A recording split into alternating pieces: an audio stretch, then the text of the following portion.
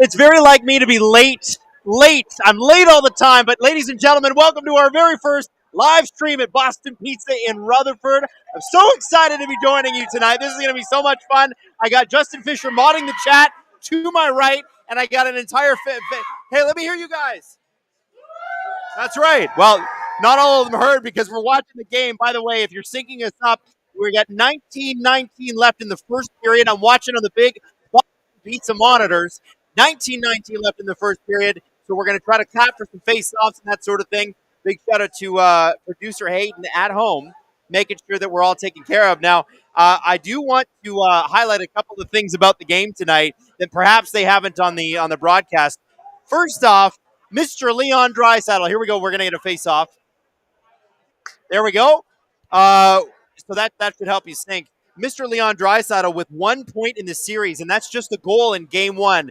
Game 2, 0 points. Game 3, 0 points. It's been all McDavid, Hyman, and Nugent-Hopkins. So you kind of have to ask yourself, oh, and then score! You have to ask yourself, where's Leon and Logan Stankoven? Big first goal for the Dallas Stars. Wow. Not even 58 seconds into the first period, ladies and gentlemen. That is, wow. That's exciting.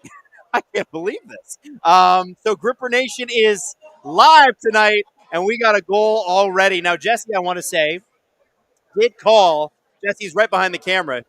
He did call the Dallas Stars winning tonight, and it's already looking like a good pick, and I will throw it out there. Producer Drew. Oh, you said Oilers tonight? Steve said Dallas tonight. Producer Drew has bet money on the Dallas Stars in 5 games. I don't know how you feel about that, especially Edmonton Oilers fans, but we'll see how it goes. Not a great start for the Oilers, but I'll say this. Dallas didn't have a great start to last game. So, does it matter? I don't know. Now, I'm going to be looking down at my screen every once in a while here to have a look at the chat. Big shout out. Long John, good morning from Finland. Adam, are we going to get the feed out at Boston Pizza? We are not. It's no shoes, no service, okay? All right? We don't want them cutting the Wi-Fi and kicking us out of here. Okay, let's have a look. Steve Dangle's Mighty Roar. Adam is not Skibidi Sigma for being late. Yeah, I am a little late. I do apologize. Our podcast ran a bit late, but it's been a spectacular night. And I got to say, this is something that I want to kind of do more often. I like the fact that we are around people, that there's energy in the room, and that we have a game. 1846 there. We just had a face-off, and I don't know what happened. Just had a face-off, and I don't know what happened. Leon Draisaitl, not Leon Draisaitl, Evander Kane kind of sitting there. Oh, and got a little bit of sound echo in the room. I don't know if you guys can hear it. Skinner needs to save the stash or shave it. He can't see. I don't know, Toby. I don't know if you're going to get. I think you will pry that mustache off of Jeff Skinner's cold face. Does that make sense? I don't know. 18:34 left in the first period. Not a great start for the Oilers if you're just tuning in. And if you are just tuning in, welcome. We're so happy to have you here. This is so great. This is something that we want to do more and more often while we're at Boston Pizzas. Do our podcast, which we did tonight, and then do a live stream afterwards, especially for something as important as a playoff game. And of course, as you know, Boston Pizza flew everybody out, dark guy included, green men included, because we're teaming up for the cup. Well, teaming up for the championship. We want to bring it back to Canada. And listen, I know that it's difficult to cheer for another team, but you can cheer for the country, can't you? Just throwing that out there. Want to see? I'm going to tweet this out here, so just give me a second. I can't do 2 things at once. Come watch with us. Boston Pizza live. Woo! Now look, tweeting in real time. What is the chat saying? The chat wants to know where Jesse is. Well, Jesse is talking to people and hanging out. 17:30 in the first period. Jesse grabbing a slice of that pierogi pizza. Hey, Jesse, the chat wants to know if you'll be grabbing pierogi pizza tonight. Pierogi. That's Steve. Okay, Jesse likes the chicken pecan salad. That's his order at BP. So there you go. I'm thinking I'm going wings tonight. I'm feeling like a wings night, you know? I'm hungry. Brad Storch, I'm watching this with my mom. Well, shout out to you, Brad. and your mother. As Mark Wahlberg would say hello to your mother. All right? 17:23 left. We got the period going again. I am watching on Sportsnet, if in case you're trying to align streams, and this is the cable version of it. So I'm watching over top. That's why I'm not looking directly into the screen. Only one shot in the game, and it's obviously an immediate goal. One guy you're looking out for tonight has got to be Darnell Nurse. Darnell Nurse, I'm not sure if you guys caught his press conference today, had one of the more memorable press conferences of the playoffs in that he didn't say anything.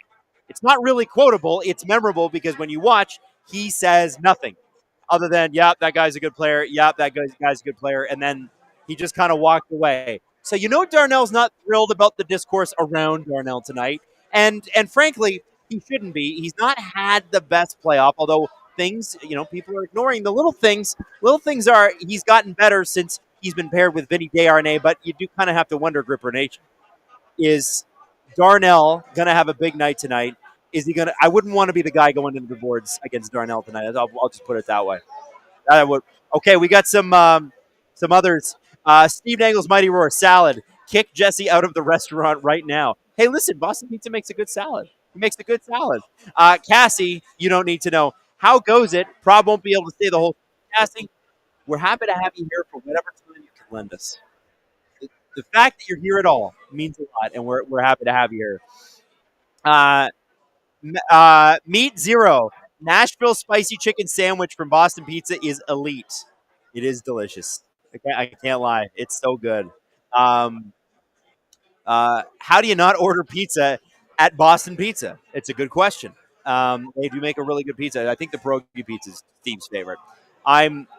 Is it weird? I've tried all exotic pizzas everywhere I've gone. When I have pizza now, because I try not to have pizza too much. When I have pizza now, I want a straight ahead pepperoni. Take me back to being a child. You know what? And I do like a Justin. What's your pizza? What's your favorite pizza?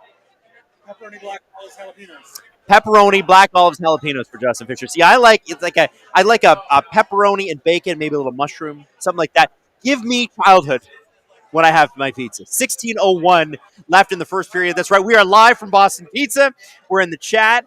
Ostamino, Adam, love the stream. Tell Jesse and Steve I say hi. Well, probably can get them to for a while here too and just say hi to you. Patrick Hamos, Adam, are you the Gripper King? Gripper Emperor, I think. I don't know. You guys tell me in the chat. Am I the Gripper King? I mean, listen, Gripper Nation needs to have a leader, and I'm happy to be that. But we got to figure out what the title is. What's the title? Steve Dangle's Mighty Roar in the super chat. I'll gift you 10 subs, 10 gifted subs if you eat a whole pepperoni pizza. Done. But this isn't a mukbang. I'm not eating the whole thing on camera, guys, okay? All right? Kevin Peters, I monitored Edmonton Talk Radio. Nurse was getting ripped from head to toe. And that is going to happen in the playoffs. You play in a market like Toronto, you play in a market like Edmonton. That is the way it's going to be. But you have to kind of look at it like that's also kind of a privileged position. Because if you're good enough to be ripped, that means you're good enough to be noticed. And you're good enough to be mad. And you know what? I think for Nurse, the best thing he could probably do is get angry and have a great game. The second best thing is if you get angry and you have a bad game, throw it all out. You've now had a great game. Do not listen to any podcasts. Do not watch any sports television. Put on Netflix. Put on Bridgerton when you're at home. Whatever it is you need to do. Vanderpump Rules, by the way. I don't know if you guys watched that. The reunion third part went out last night. There's a good thing. Avoid the sports talk.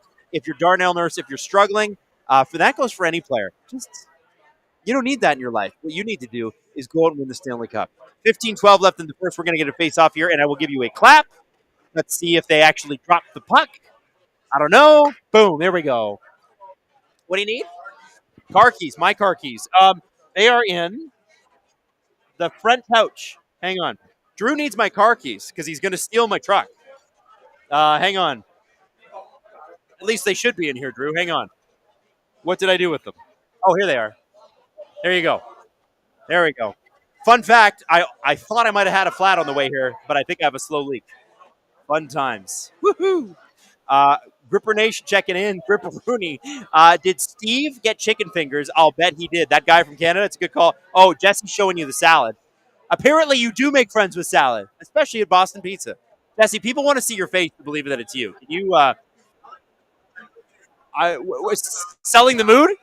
The food. Well, of course I'm selling the food. It's Boston Pizza, although it kind of sells itself. Jesse, how are we feeling about tonight's game? We're good. We're good. Who's your win, and what's the score? I think Edmonton's going to take it. I said we're good even though we're down. The team I'm rooting for tonight. But I think it's going to be a 4-2 Edmonton victory. 4-2 Edmonton victory from Jesse Blake, the man himself. Tim Roby Show. Hey, Adam, let's get wild. Can you tell Jesse not to forget his promise from his NHL 24 stream? What's your promise from your NHL 24 stream? Is that me coming on? Okay. Yeah, I have heard about this. Another goal for the Dallas Stars. Hang on one sec. Wow. Is that Stankoven again? I admit, I missed it. Jamie Benn wins it. Back to the point. Oh, no. And it's the same side that Jason Robertson beat Skinner on. He's not hugging the post. Oh, no. You heard the crowd. That was the replay. People watching the replay. Oh, no. What did Steve say? You don't know what Steve said. Steve said something and a bunch of people cheered. I missed it. Guys, that is a bonkers tip. Unbelievable. Now, how much of that can you lay at the feet of Jeff Skinner? I don't know. I want to know what you guys think in the chat. Is this a Jeff Skinner problem, or is this a Jeff Skinner? Oh my God, Stuart Skinner. Thank you. Why did I say Jeff Skinner? He's never played in the playoffs, and I feel for him on that because he deserves to. Yeah. So that was. So CJ Cable, Nurse needs to retire, and terrible work by Skinner. Tell me how you really feel. So that hit Nurse. Bummer. Wow. Nurse can't catch a break. Who are the framed picks behind Adam? That's Bobby Orr, and that's Doug Gilmore. I wanted to sit beside Dougie. And so there you go. Bobby Orr. And actually, funnily enough, a very famous Toronto Maple Leaf player is taking down Bobby Orr in this picture, but I won't say his name because his name is another restaurant. Tim Rowe, no promise to wear the 2014 jerseys next game. Oh, I don't know. Do I have 2014 jerseys? Yeah, Drew's just pointing out it's 2 goals. Guess who went off, Drew? Darnell Nurse. Oh, hilarious. Yeah, Drew finds it hilarious. Drew's feeling real good about his Dallas in 5 bet tonight. People, I'm having so much fun. Go Stars. Seriously, out to put Calvin Pickard in. Was not Skinner's fault there. Skinner was my junior teammate. Shame to see him in this game. Cassie, you don't need to know. Steve said, and a bunch of normal people cheered, is a normal reaction to things. True. Let's be honest. You're right. You're absolutely right. Nurse, and this is a good one. Tyler Ellery just mentioned that Nurse is minus 13 in the playoffs. Minus 13 in the playoffs. That's not good. That's not good at all. That's a rough one.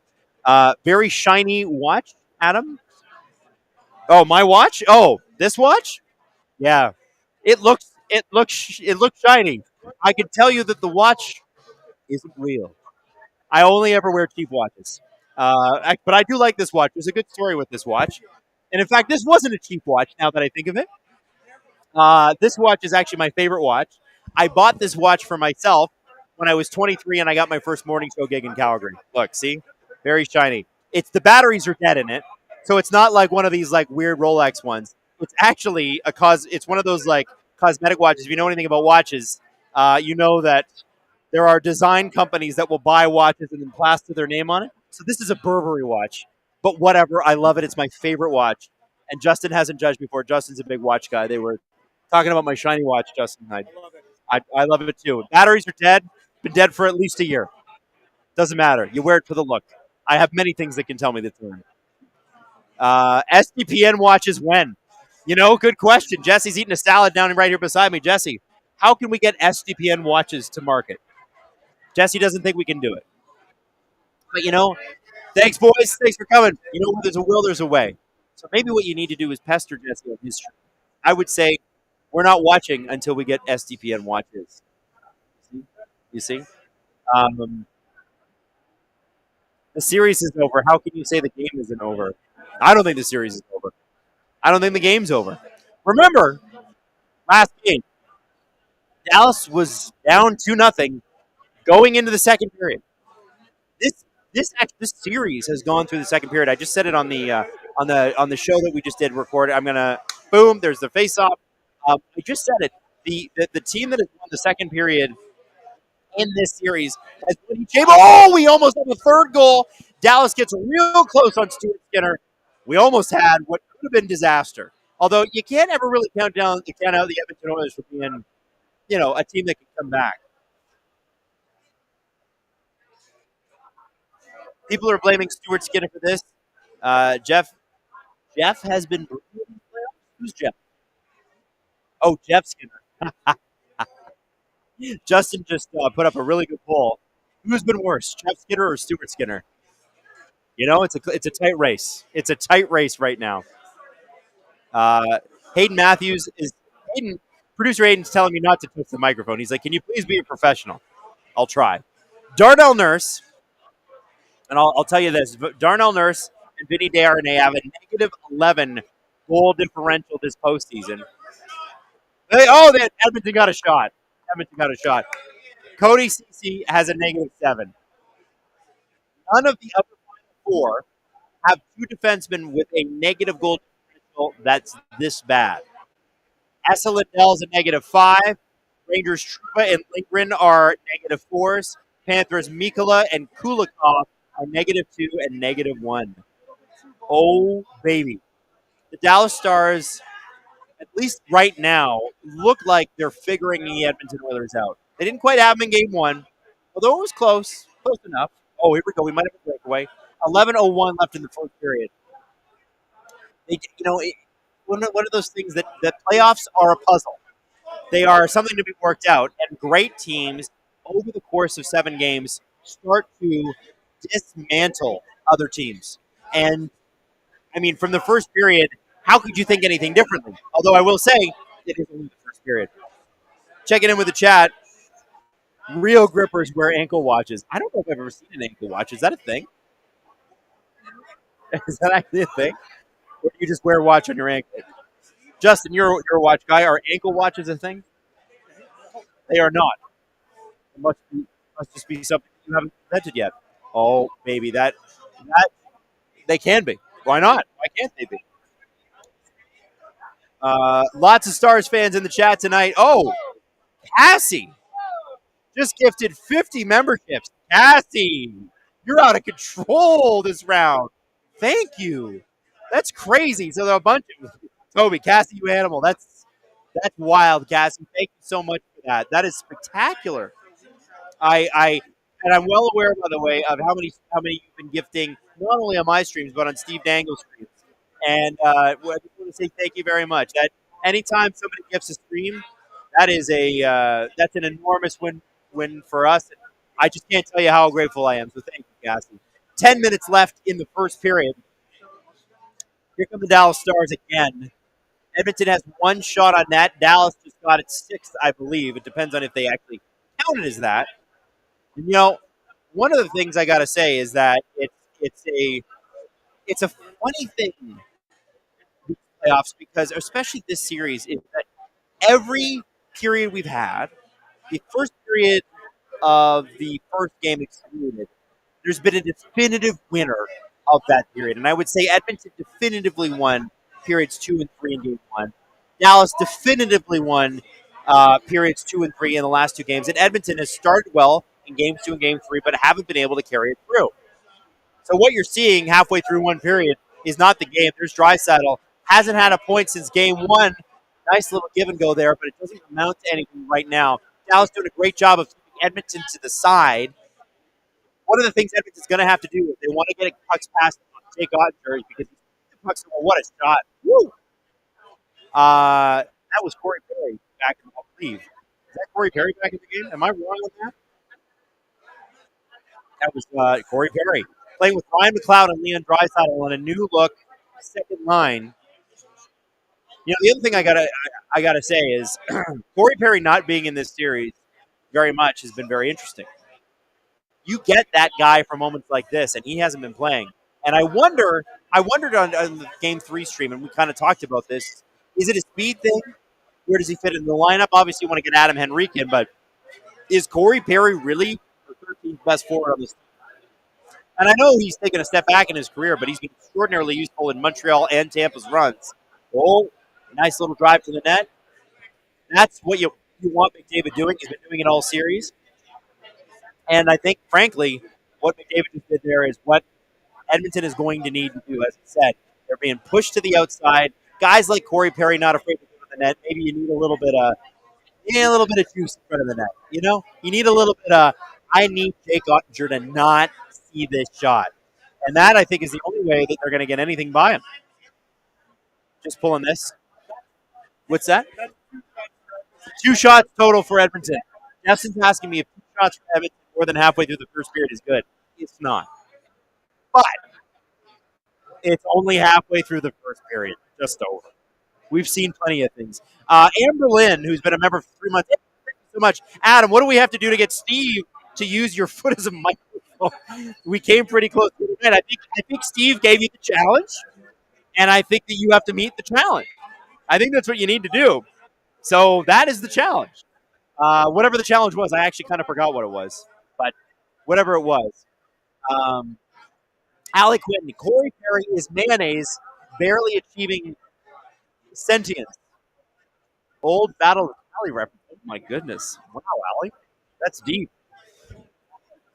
Andrew Bouchane, Beauchesne, or Bouchensny. Sorry, Andrew, I don't know how to pronounce your last name probably. Adam, where is your coffee? I'm going to have to ask for one. I'm going to need one. Although I have to be honest, being here at Boston Pizza, we're at the Rutherford Road location, I'm kind of excited that there's so much energy in the room. I don't feel because really when I'm doing this normally, I'm alone in a studio. Justin is at home with his dog and his girlfriend. Robert is at home with his dogs, and Hayden is at home. I'm assuming Hayden has dogs too, although I don't actually know. Hayden, you want to text me? I don't know. Producer Hayden, Stats God. Don't forget it. Hashtag Stats God, who's producer Hayden.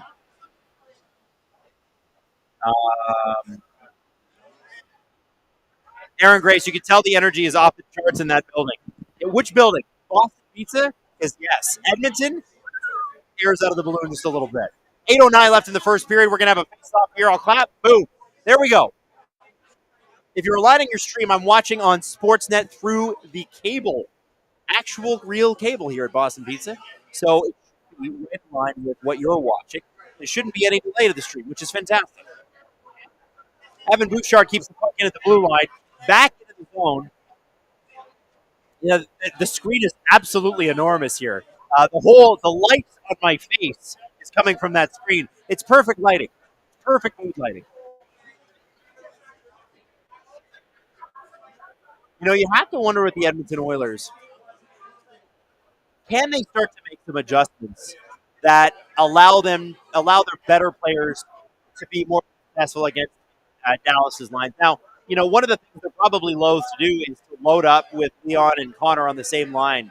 But you almost have to wonder if every 3 or 4 shifts you should try it. And the reason I say that is Dallas has made adjustments to deal with Edmonton. And obviously, Edmonton's got new look lines: McLeod, Draisaitl, Corey Perry, Kane, Henrique, Dylan Holloway. So you got 2 players there, Kane and Holloway, that now move to the third line. They're clearly trying to spread out. I wonder if you try like an accordion effect. Okay, spread them out, and then bring them all together, put the best players on the line for a shift or 2 for like a power shift thing. The one thing, and we talked about this on the podcast today, is Pete DeBoer absolutely, because of the experience, has the edge in this series as a head coach. I think he's made better adjustments, and you're seeing the Dallas Stars every single game get better. And I wonder if I think Edmonton has the personnel to do it. Is Chris Knobloch sticking to his plan too much? Is he afraid to adjust too much? Because that's always possible too. You don't want to go too far. Something I'm going to look for. Something I'm looking for in this game.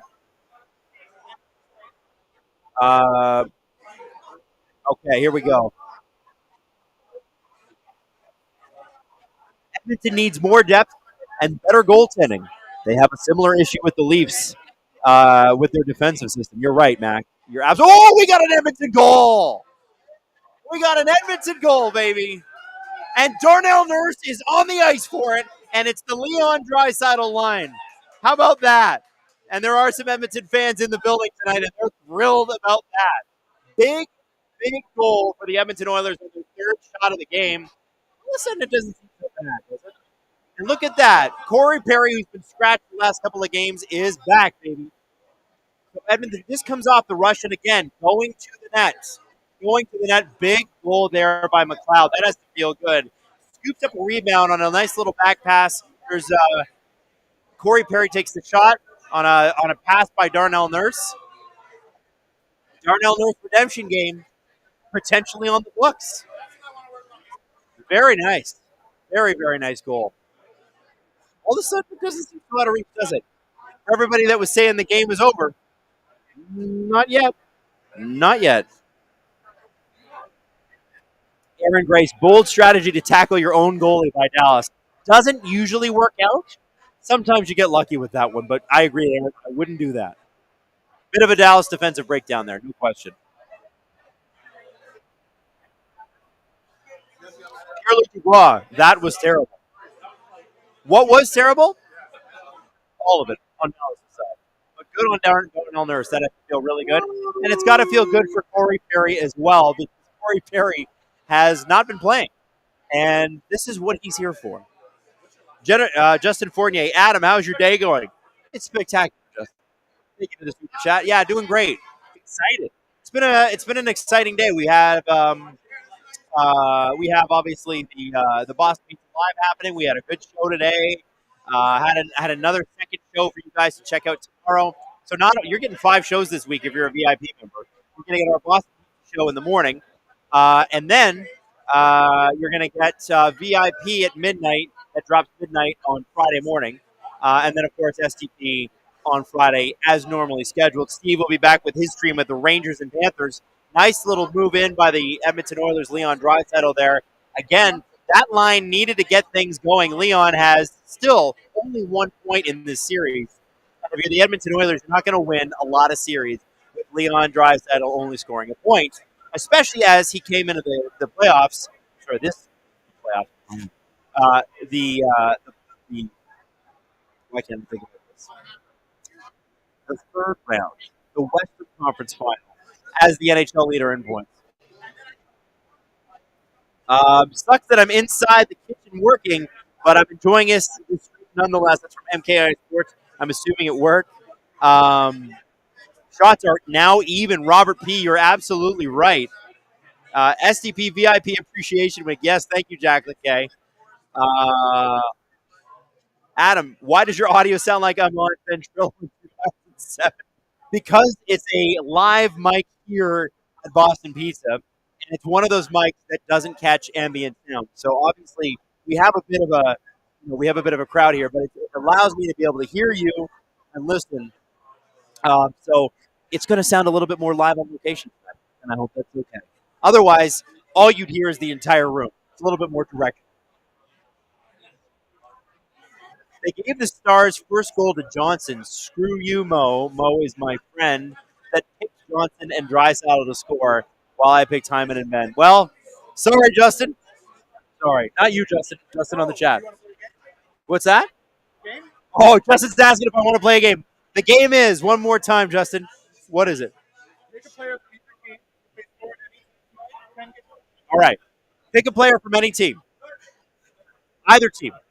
They got to score tonight, and Justin will get 10 subs. You know what? We've been talking about him a lot. His line's looking good. Now that I've watched a good chunk of the first period, I'm going to say Leon Draisaitl scores tonight. I'm going to say Leon Draisaitl for the Edmonton Oilers. And for the Dallas Stars, I feel like that first line for Dallas looked real good. Came back. Yeah, I know. He picked someone who's going to – Justin just said pick someone who's actually going to score. Okay. All right, I'm going to take these insults. Fine, the guy that scored a hat trick last game, Jason Robertson, is my pick for the Dallas Stars. There you go. There you go. Steve GT26.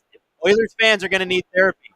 Well, if they haven't gotten it yet, after what they went through in the early 2010s, I can't even imagine. Guys, who are your picks for? You can pick one player for each team. I got to know. Who's your big goal scorer? I got to know. We got Ben Nurse. Pierre-Luc Dubois says LeBron. Oh, we're getting fancy now. We're making jokes in the stream, Gripper Nation. Aaron Grace, I think we all need therapy. Yes, we do. We absolutely do. 4:21 left in the first period. Evan Bouchard at the line, putting the puck down deep. The Edmonton Oilers are now out shooting the Dallas Stars 7-5. You see how quickly that changes? You see how quickly that all kind of switched up on us? It happened. Uh, Adam, are we getting Gripper content in public today? No. We're at a private establishment. We move ourselves, Gripper Nation, because it's all time and place. John Borisov says Dadnov. John, are you the one watching from Russia right now? Oh, we got an Edmonton goal! Oh, baby, is that Evan Bouchard? Yes! Ladies and gentlemen, everybody who said the Edmonton Oilers are dead, well, guess what? This game's tied. We're back, baby. Bouchard and that Connor McDavid line has been spectacular for the Edmonton Oilers this series. They really have been the one that's kind of the straw that's got anything going for the Oilers. Look at that. Nice little hold up there. I believe that was Hyman. Boom. So that is David with a nice little shot off the pad. This almost looks intentional. Right to Bouchard. Boom. Back of the net. Absolutely fantastic. That's exactly the kind of rebound goal that teams are starting to look for off of goalies' pads. It's almost impossible to cover the puck. Obviously, you don't want to put it right into the chest. You want to put it to the knees where they can't grab it, and you got a guy scoring. It's so much easier than the cross-ice pass. Although I have to tell you, the cross-ice pass, if you played NHL 13 or before, that was an automatic goal. You know what I'm talking about. Automatic goal every time. Oh, 2-on-1, cross goal. Done. Oilers fans, how we doing? Stars fans, how we doing? Give it to me in the chat. I got to know. Jeff E, got to have better rebound control there by Otter. I mean, I guess. That's about as perfect a play as you could get. You're the best player in the world. Connor McDavid is spectacular at hockey. I don't know if you got the memo on that one. That is a fantastic play. I don't know what Jake Ottinger is supposed to do. I don't know how he's supposed to absorb that. So we'll see how it goes. This is Devin Pike. This is my fault. It was 2-0 Dallas when I turned the game on. Guys, if you're a Dallas Stars fan, the person to blame is Devin Pike. Have I ever met Devin? No. But Devin's taking the blame. And when someone takes the blame, you let them. All right? All right, and now we got a Dallas Stars penalty here. Just looking around. The reason I got to look around like this is because Jesse's right in front of the screen, and he's extremely tall. Oh, my camera was crooked. Now it is straight. And then Jesse, and that's a tripping call all day, every day. And smartly, Connor Brown keeps his feet moving. Connor Brown, low key. That's Radek Fosca in the box. Connor Brown has had after taking a lot of heat from the Edmonton media and fans all season long. He's got a couple of points and a nice little feed to Adam Henrique last game. He just threw a penalty. And listen, Connor Brown's best days may be behind him, but he's still got the speed. And I think he's come alive in these playoffs and deserves a lot of credit. The Edmonton Oilers have not scored a power play goal in this series, and they came into this series scoring on 35% of their power plays. So this is a big one. Imagine, with 2 minutes and 34 seconds left to go, that the Edmonton Oilers, based on the way they started, go into this period, end of this period, and they are up 3-2. And it almost just happened. Connor McDavid behind the net, back out to Bouchard. Here we go with a shot. Oh, it goes across the net, and it almost goes in. 1:32 left on the clock for the power play. Oh, my goodness. Ladies and gentlemen, that was real close. Real close. The Edmonton Oilers, they want to go to the intermission with a lead here, and they might just do it. It might just happen. Wow, this is great. What a great game. Evan Bouchard, Connor McDavid. Connor McDavid's going to just do what he does. Back. Okay, so Edmonton seems to be looking cross crease. They want slap shot from the watch. McDavid trying to go cross crease again. Can't get anybody open. This is something that worked really well for them in the Vancouver series. You'll see Nugent Hopkins moving back and forth from the hash marks to the goalie. Once they pull deep, watch 93. He's gonna go in. Oh, no, not that time. I'm wrong. Okay, fine, I'll admit it. But he's been really, you watch him, he'll go back and forth. He slides back and forth. Nice shot. Wow. Oh, we almost saw another one. Leon Draisaitl just misses the net.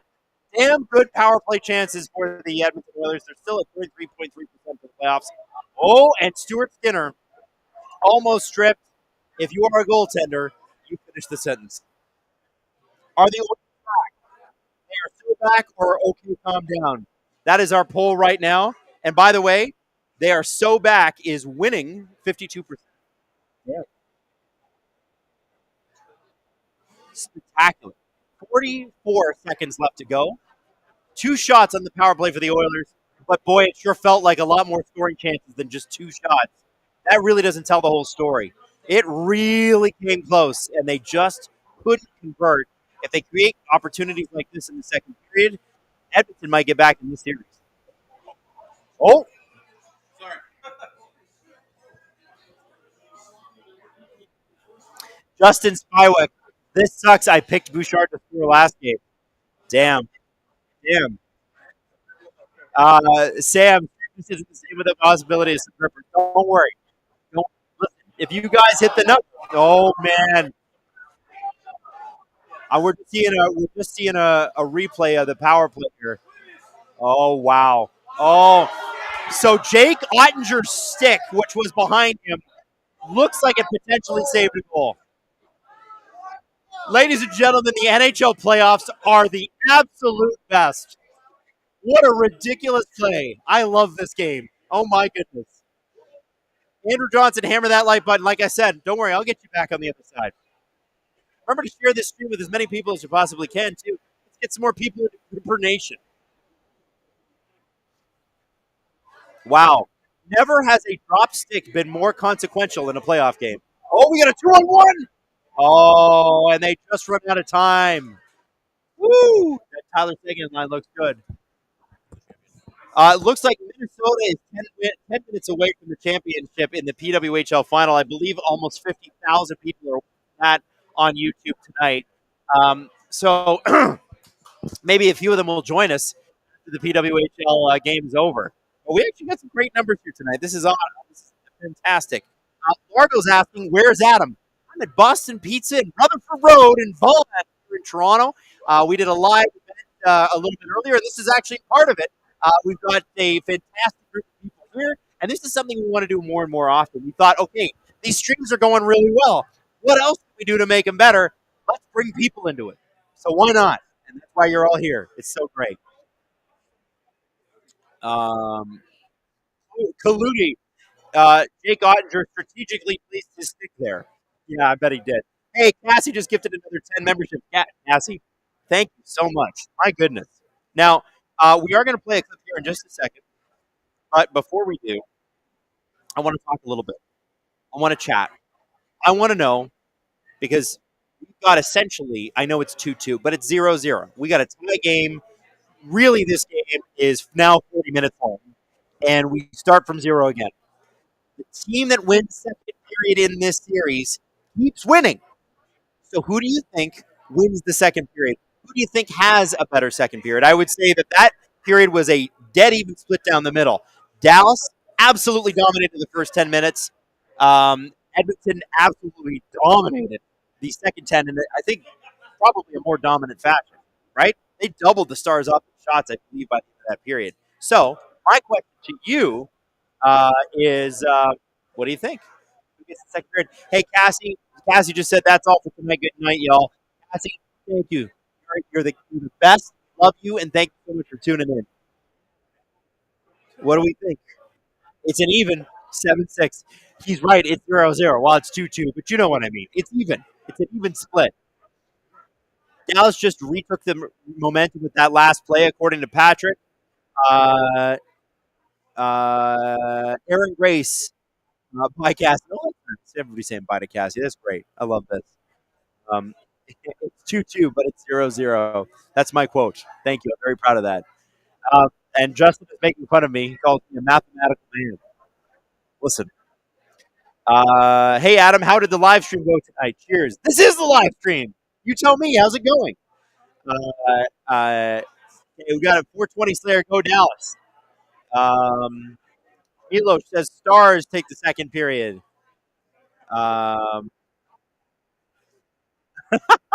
Keith Bevins, we should have a survey regarding should Steve get an exorcist or a witch doctor to chase the ghost of Hero Ballard back to Florida or hell? That's a very involved question, but we can get to it. Dustin K, I'm an oil man. James, Dallas, but then Oilers come back in the third. Andy Courtwright, loved the Miracle on Manchester talk today. Man, I forgot about that game. That was crazy. It was a good show. What do you want to do trivia? Oh, okay. So I'm going to throw to a clip because Jesse needs to do trivia inside the restaurant. This is Sheldon Keefe. It's from the CJ Show. Sheldon Keefe and what to expect from him during his time as the new head coach of the New Jersey Devils. We'll see in about 10 minutes. Sheldon Keefe, introduced as New Jersey Sheldon Devils Keefe, head coach. no longer burdened by these weird photos because he's going to go work in New Jersey. And he's got a great hockey team to coach. He's got lots of stress and worry and all the things that comes with the job, but he's got a few less personal worries because not everybody's going to be up in his business in Newark or wherever he settles out there in New Jersey. Dude can go to a New York Jets game or Giants game somewhere in East Rutherford or a New York Red Bulls game, whatever he wants to do. I guarantee very few photos will be taken of that man. Good for him. He's earned his piece. He has earned his piece, and he's earned the team he's taken over. You know, one thing that stood out to me in listening to Sheldon's words at the opening press conference in New Jersey was just how he's never coached a team that wasn't trying to win a championship, which, you know, it sort of sounds like an obvious thing, but in his position, like when you're a coach getting hired into a situation, sometimes you're taking over a team at rock bottom. Sometimes you're taking over a team that you know is a project stepping in there, and that is going to take a few years before it's really trying. I mean, you're always trying to win every game, but before the real ambition of the organization is to win. And so, you know, it really does sound like the job was his to have right from the get-go, and that Sheldon had to work through things with his wife and his kids and decide, am I ready to work again? Is this the right place? And the more he kind of went through that process, and, you know, they went down and had a kind of a site visit there and got to meet some people on the ground with the organization, he came to realize that this is a perfect opportunity. And it's hard for me to see it any other way from afar because, you know, he's had a lot of success as a regular season coach. The Leafs under his tenure, well documented, have not had a ton of success, but he's taking over the kind of team that, you know, we could be talking about as a Stanley Cup contender, maybe as soon as next year. I know they had a big step back this season from where they were 2 years ago, but, you know, when you look at the core of young talent there, and I think a pretty well-run front office that you know, doesn't make a lot of mistakes, that will have some opportunity to make decisions on players this summer, that could probably look forward to being a little healthier next year, because certainly part of the Devils last season was just key injuries to players like Dougie Hamilton for a significant chunk of time, that it's hard to replace that when you've already, you know, walked someone like Damon Severson out the door the previous summer. So, you know, they took some blows on the blue line, and obviously have really young talent, Simon Nemec there and Luke Hughes. But, you know, it's a long way of getting to the point that, you know, Sheldon's, I mean, this team is going to have the same expectations and ambitions as the Leafs would have when he was working there, except, you know, it's a fresh start for him. It's a fresh look at new players and, you know, pretty new environment for him to go apply his trade. All right. Anything else? Oh, go ahead. Well, the other thing that stuck out to me, I'm sure you saw his farewell video in Toronto. He actually detailed, how that came together. Yes, please talk, because that was what I was going to ask next. Well, because I heard all this, there's like this weird speculation he'd like made it days ahead of time and had like a professional crew film it. And I was like, I never saw any of that, and that clearly looked like spur of the moment. We knew it was. He probably figured it was going to happen, and then he was wherever he was, and he said, "You know what? Let me just do a personal thing. Here's my phone. Let's do it." It didn't look like a professional thing. It just looked like a spur of the moment. There was thing. a lot of nonsense of like that locally, and that never made sense to me. I was like, no this way. looks like. I mean, we all have pretty powerful cameras in our pockets now. I mean, cell phones it's like carrying around a digital camcorder back in the day. Anyway, he told the story, and basically he kind of figured it was coming. He had a restless sleep the night before he was, contacted by Brad Treliving, called in for a meeting, and he sort of decided he wanted to do this. And maybe, I'm sure he thought a little bit of his messaging and what he would want to say, and he thought it was an important part of closure. And so he said he went right from the meeting from Brad Treliving where he got fired. He went to that spot that he called his happy place near his home. Lived in one of the suburbs of Toronto on the lake, and spoke from the heart. I think that's why so many people connected with that message, because it did come out within a couple hours, or not even, maybe within an hour of his firing officially being announced by the team. And maybe that timing is why everyone thought it was like this big stage production, but I think he just literally spoke from the heart right after getting the news. And then he said he took his wife Jackie to lunch, and that was it. And he just figured that was one way to have closure on his situation with Toronto. It would keep him from having to do all this media in after the fact. Like he kind of said his piece, if you want to say it, or he kind of explained where he was at and was stepping back from the public spotlight. As it turns out, it was only 2 weeks, but he didn't know at that time he'd be back working so soon because he did have term on his contract. And anyway, I just thought that was interesting, and maybe something we see more people in his situation do in the future. Cause I haven't seen a whole lot of that, especially so quickly. And I think honestly, I don't think it was done with like a big PR spin, but I think it was a brilliant PR move because it's about the classiest way you can leave a situation. And I'm sure this is not on Sheldon's mind today, obviously, but I actually think it creates a circumstance where he could one day be brought back in the future, whether it's 10 or 15 years down the road.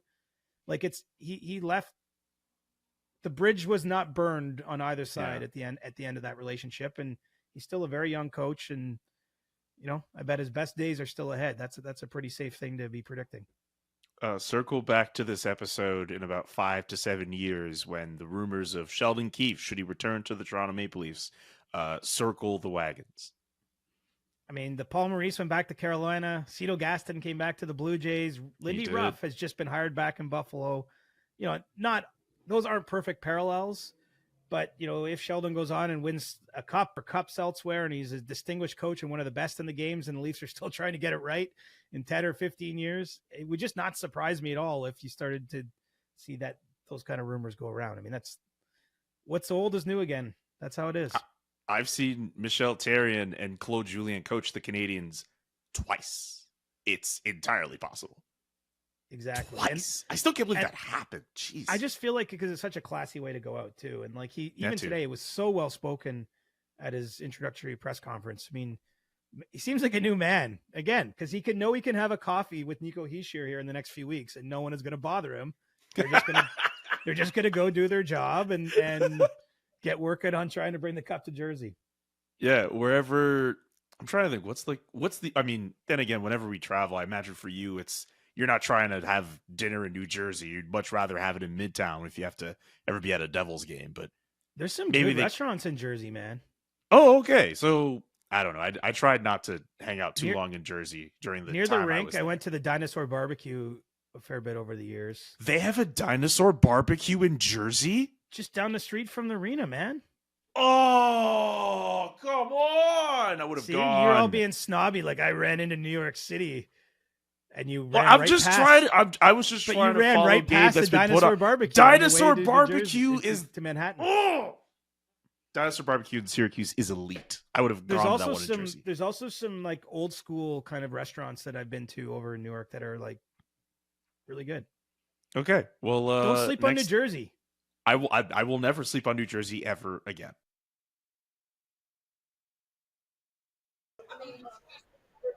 All right, we're back live at Boston Pizza, Rutherford Road here in Vaughan. And listen, I am having a coffee.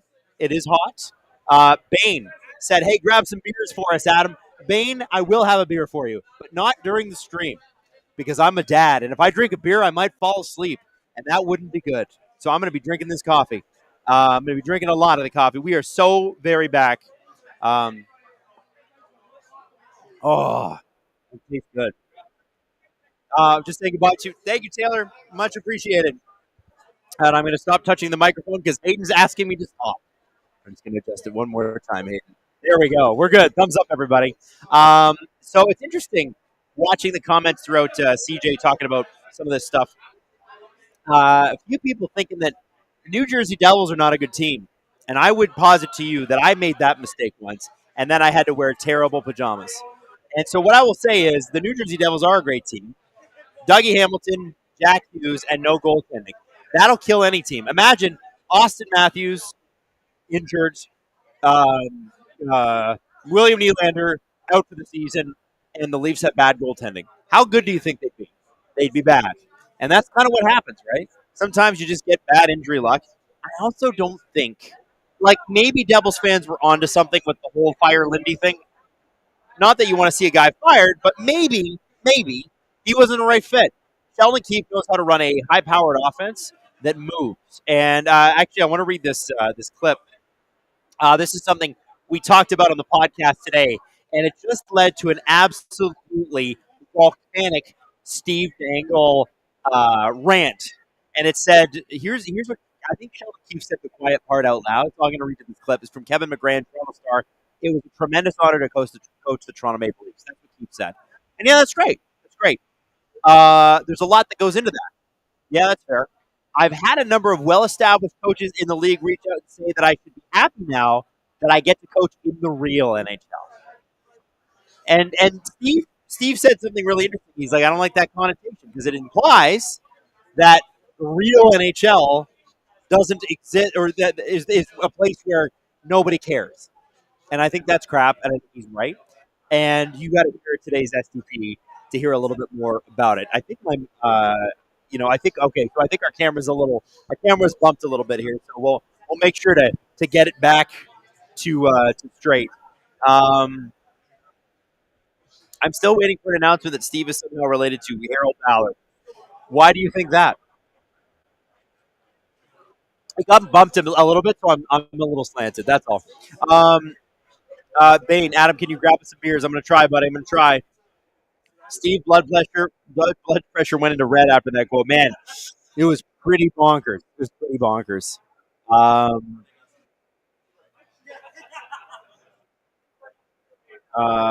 don't think Steve interpreted the quote correctly, but it was funnier to see him go off like that. Jeff, how would you interpret the quote? 'Cause I'm curious, not because I'm like being like, bah, but like, how should it be interpreted? You know, when you look at it, even from the most calm, cool-headed, level-headed perspective, how are you supposed to take a quote like that? The real NHL. Well, Toronto is a bit of a bubble, but so is Boston. Now, Boston has bigger sports. The Patriots exist. However, the Patriots aren't good. The Red Sox aren't good anymore. The Celtics are good, but you got Celtics fans and you got Bruins fans, and they're obsessed. Tell me how it's any different. Tell me how it's that much different in Detroit. These are, all the original six teams, especially Chicago. Come on. So anyway, unrelated. Unrelated. Anyone you got a one-wheel pint on X? Should I buy one? I don't even know what that is. Adam, I have to gift. Adam, you seem to have a gift for this process. I can only listen to Steve for so long. See, I think Steve is one of one-wheel pint X. Oh, that's like the skateboard wheel. Hang on, I'll get back to the Steve comment. Oh, that's kind of so you're like surfing on the street. I have one. Please respond to that and see if anybody wants one. C West wants to know. Keith says I can only listen to Steve for so long. I got to be honest with you. As a guy who can honestly say I listen to Steve the most, along with Jesse, he and I are tied. I love hearing what he has to say, and that's why we started the show. Steve has one of the most, the thing is we've never had on this network sports rights. We don't get to introduce a game. We don't get to be at the intermission panel. We don't get to do any of that stuff. Well, get to do is a show which started in my mom's basement, literally, and thankfully, you guys found us and you felt strongly enough about it that you kept tuning in. And I think we feel very, very lucky about that. That's a very cool thing. And so the reason I think we got there is because we're all unique people and we all have very unique perspectives. And Steve's happens to be the loudest, and that's great. So for me, I love hearing what he has to say because sometimes I don't agree with him. I'll specifically point out the Domi Bertuzzi conversation we had last week. Remember that? Where he got a little grumpy about the potential asking price for those players? And I got to tell you, I disagreed with him on it. Not that I didn't think the prices were high, but I thought that's not what the Leafs are going to pay. They're just asking that number. And that's the kind of stuff that I think disagreements on panels, people having different perspectives, people being loud, and people being themselves. One thing that I'll always say is that Steve is not always right, but he's always honest. He tells you how he feels. There's something to be said for that. There's a lot of people pretending just so they can play to a particular audience. Steve's just Steve. Richard, we're talking about Toronto playing here a little bit. To say that pressure makes it hard to succeed, I get that. But to say that it's not like that with the other 32, 31 teams, it is crap. Richard, I agree with you, man. I agree with you. Garrett Dishness. Someone gifted me a sub while I was away. Thank you. And Wilgeman, he's back. By the way, Wilgeman DM'd me and told me how to pronounce his name properly. But his nickname is actually something a teacher gave him. But do I remember how to pronounce his name properly? Absolutely not, because I don't have the DM in front of me because I have ADHD. 1955 in the second period. We got a second period underway, ladies and gentlemen. Second period underway. Let's do this. Let's do this. I have to do the microphone. You don't want to hear me slurp. You don't want to hear me slurp. Yucky poo. No. Nobody needs that ASMR in their life. Nobody. Oilers are out shooting the Stars 12-6 to start this period. And I just want to throw this at you. At one point, the Stars were out shooting the Oilers 5-1. Here comes Dallas. Oh, that Stankoven line has looked awful dangerous today. And they're looking awful dangerous at the start of the second period. Stankoven was almost away by himself there. Although I got to give him the McLeod line credit. They seem to have rejuvenated Leland Draisaitl 5-on-5. It just wasn't working with Evander Kane for whatever reason. And there is 15 seconds left, by the way, in the PWHL final. Minnesota is about to be the first PWHL champion ever. 5, 4, 3, 2, 1. Minnesota are your very first inaugural, forever PWHL champions. Congratulations to the PWHL team. And by the way, as somebody familiar with people that works at the league, congratulations to them on a fantastic inaugural season. Honestly, it's been unbelievable. 5 years ago, women's hockey was divided. There were lots of people who didn't think it could work. And not only did they prove that they can sell out and make it profitable, but they also proved that lots of people want to watch it. So if you went to the games and you supported, incredible. And congratulations to them. I hope they enjoy. Next year, it better be Toronto. That's all I got to say. I'm partisan now. 18:30 left in the second period of the Oilers and Dallas Stars. 666 people watching. As a metalhead, I'm intrigued. I want to say that.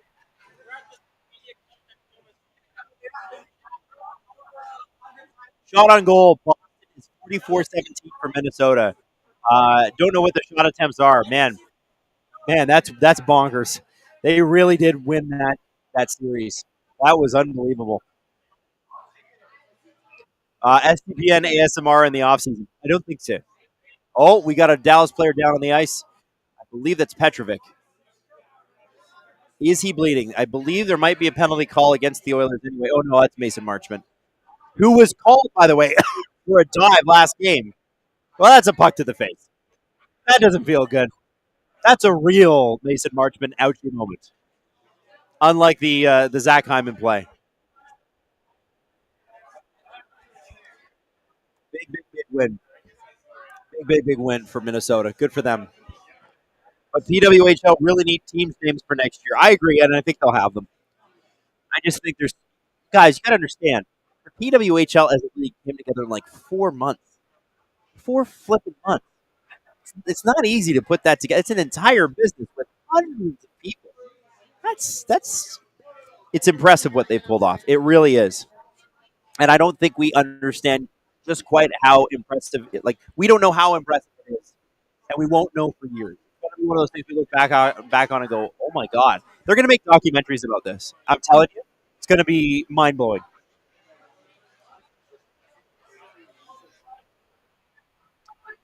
1736, 36,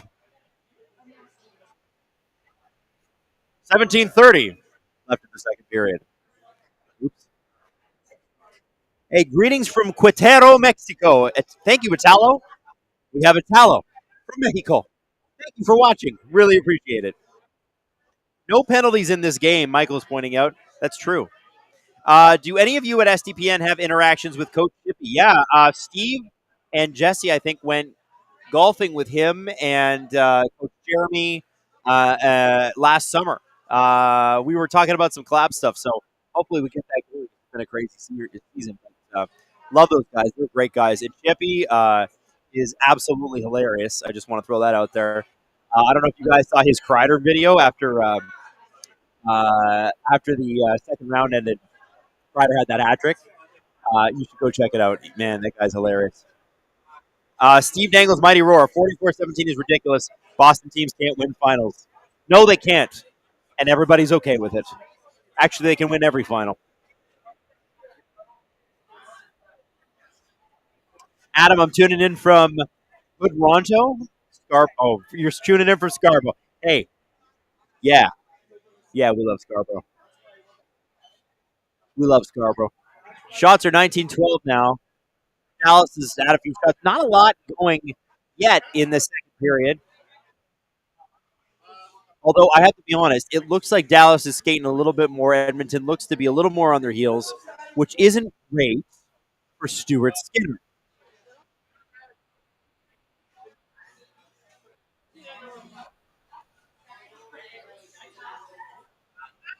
Yes, Steven. Thank you. Are you leaving? Oh, Steve's going to go home. Hey, Steve, you better join. You better come say hi first to everybody. Come say hi. Get over here. Come say hi. All right, Steve, who's going to win this game? She loves you, yeah. I still think it's going to be Dallas, but holy cow, Edmonton storming back, and I mean they Dallas stars. This is, I mean, the Oilers are never out of any game, so I'm not surprised.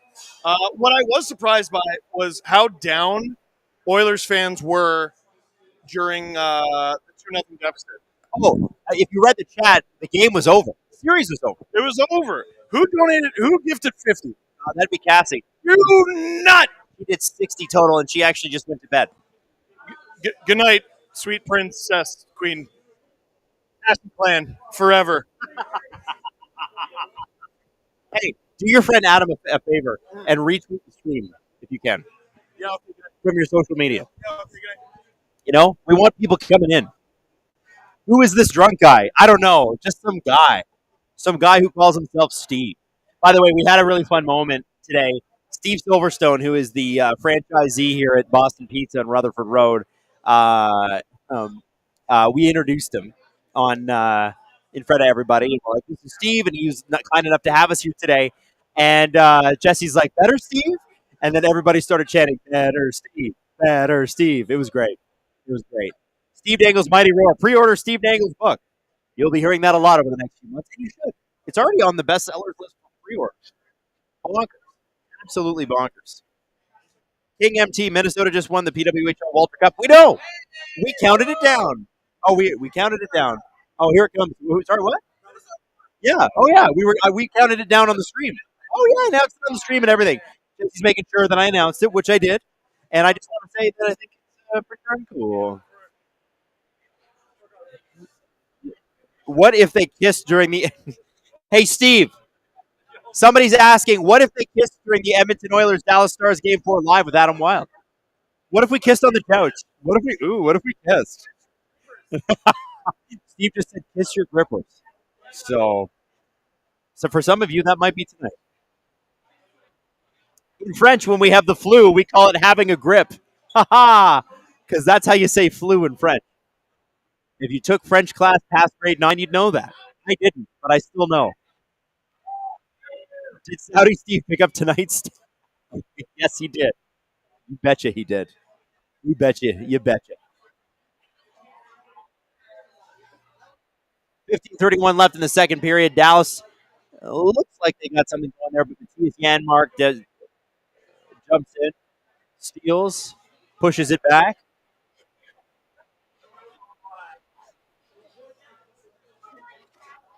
There's Matthias Ekholm. Not a heck of a lot happening, although it is notable that Dallas has got 4 shots in this period. Edmonton, I think, has 1. Oh boy. Oilers pressing here, not having a lot of shots, not creating a lot of chances. Oh, there we go. We got one. We got a chance. And it's turned into an icing for Dallas. Not bad. Not bad. Pretty even game so far. Will Chan, Adam Wylde with a professional headset. Yes, we do have these. They are great for live on location. The audio quality is not quite what you would get in a studio, but I don't think it's that bad. What do you think? Is it better now? I guess I didn't have it close enough to my news. I feel like Jesse calls this our Backstreet Boys headphones. So that's what we are. We're One Direction if you're young. But if you're old like me, it's Backstreet Boys.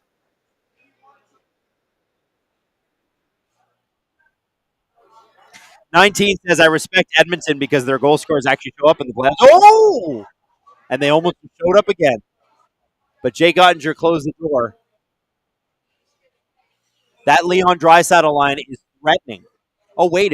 Okay, so Chris Knobloch's got Connor McDavid and Leon Draisaitl and Zach Hyman out together. I don't know if that was mid-change or if that was on purpose. But I did kind of wonder if they were going to go with that accordion effect. Hey, every once in a while, let's put the power-up line up there. You know, Super Mario, man. I think Hyman thought he had a goal there. Did Hyman look like he thought he had a goal there? He like one hand on I think he thought he had it. Pavelski on the draw. See how this goes. Big defensive zone draw here for the Dallas Stars, who have been under fire for at least 15 minutes of this game, 15 minutes straight. Producer Drew is in the chat. 2-2, what happened? I should have stayed at BP. Yes, producer Drew did make it out tonight, but just like Steve, he has children and responsibilities. Were we younger men, we would probably have stayed out and had a few beers tonight, but that just doesn't exist on Wednesdays anymore, or Saturdays even for that matter. I gotta go to bed because my kid's gonna be up at 6:15. Steve or producer Drew does have money on Dallas, winning in 5. We'll see. Ooh, big hit there. 13:51 left in the second period. If you're playing along, we do update that clock every time there's a face-off.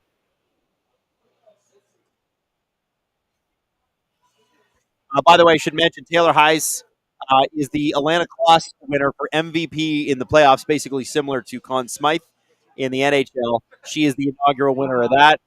No one can ever take that away from her. Championship and playoff MVP in the same season. That's got to feel pretty darn good, especially being the first one.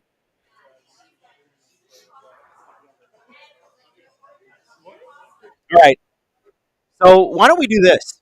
Actually, I'm going to save this. I'm going to say I had an idea. We're going to save it. We're going to save. We'll come back to it. This is Diane Cox. Hey, Adam, where are you broadcasting from? I'm in Cranbrook, BC, Canada.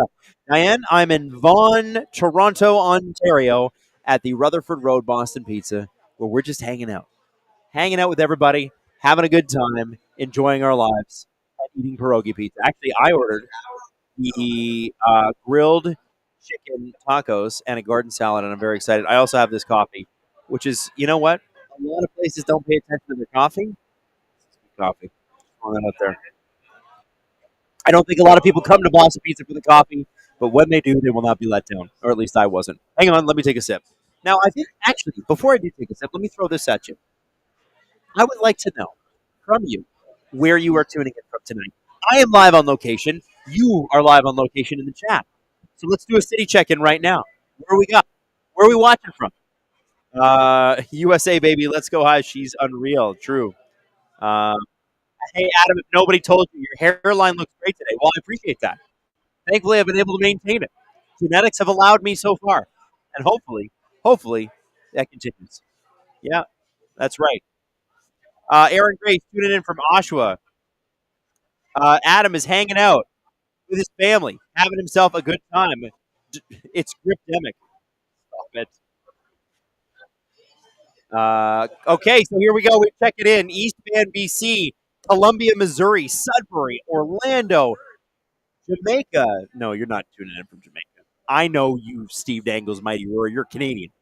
Newfoundland, Seattle, Calgary, Rochester, New York. Hey, home of the Orange. Drew Livingston just super chatted us. Your boos fool me. Also, boo rhymes with poo, and you know what's poo? The Oilers defense. Oh, wow. Drew getting sassy in the chat. Cambridge, Palmdale, California, Oshawa, Radar 3. Hey, are you the left on red guy? Yes, I am the left on red guy. How are you? I also do sports. How about that? Curtis, Timmins, New Orleans, Middle of Guinea, West Africa. No way. Really? Sam tuning in from Westphalia. Now, I don't know if Sam's for real on that, but that is Germany. Munster, Indiana. Not Germany, but settled by Germans. Portland, Oregon. Drew with the Venom. Yeah, agreed. Drew is spicy tonight. Beautiful Burbank, California. Jesse's doing a bunch of zoom-ins. I'm not sure what Jesse's doing right now, but he's adjusting the camera. Steve Dangle's Mighty Roar. Oh, I'm Bostonian. Oh, that makes sense. That's why that's your name. That makes sense. Well, listen, you're honorary Canadian to me, Steve Dangle's Mighty Roar. There's Pete DeBoer. 13-10 left in the second period. Pete DeBoer, who has never looked happy in his life. I don't know if I've ever seen the man smile, but he sure does coach successful teams.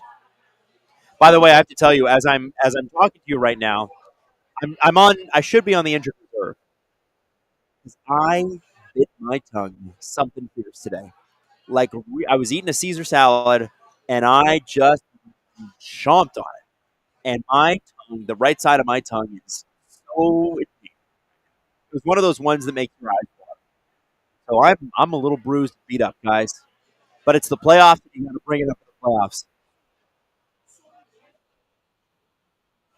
I'm watching from Hartford, Connecticut. Hey, go Whalers. Go Wetters. Go Whalers. Best jerseys ever. Aaron Grace, LTIR or regular IR? I think I'll probably be IR. Like I'm day to day. I'm DTT because that can't be. Still showed up for the game. Adam eating 2 salads in one day. Wow. Yeah. Bit of a salad boy.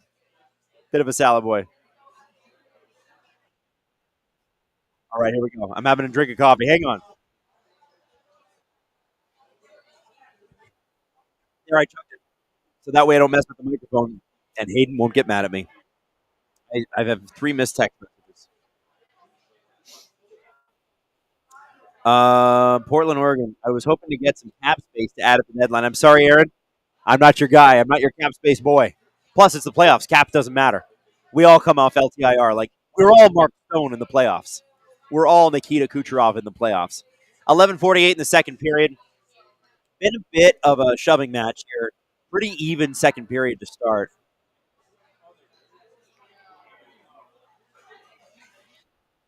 Jamie Benn around the net. His line has looked dangerous, although less dangerous with him and Sagan split up. Sagan looked good, though, on his line. Here we go. Oh. Wyatt Johnson, Logan Stankoven, and Jamie Benn tonight. And I told you Jamie Benn's looked less good or less dangerous until tonight. I should have said that part. Until tonight. 10:53 left in the second period. That line, by the way, already has 2 goals. One to Wyatt Johnson, although I can't hear the feed necessarily, so it's hard for me to know. And then Logan Stankoven with the obvious other goal. But after that, the Edmonton Oilers kind of took over. And you know who's looked strong? is Stuart Skinner. Oh, Ben definitely interfered with Jeff Skinner there. And that's what Jamie Benn does. And I don't know why Jeff Skinner's even bothering to complain to the refs because Jamie Benn doesn't get caught for stuff. He doesn't. He's a master at it. And listen, Jamie Benn on any team, like if he's on your team, you love him. If you're playing him, you can't stand him. You cannot stand him. Here comes Corey Perry with a shot. And that's Vander Kane.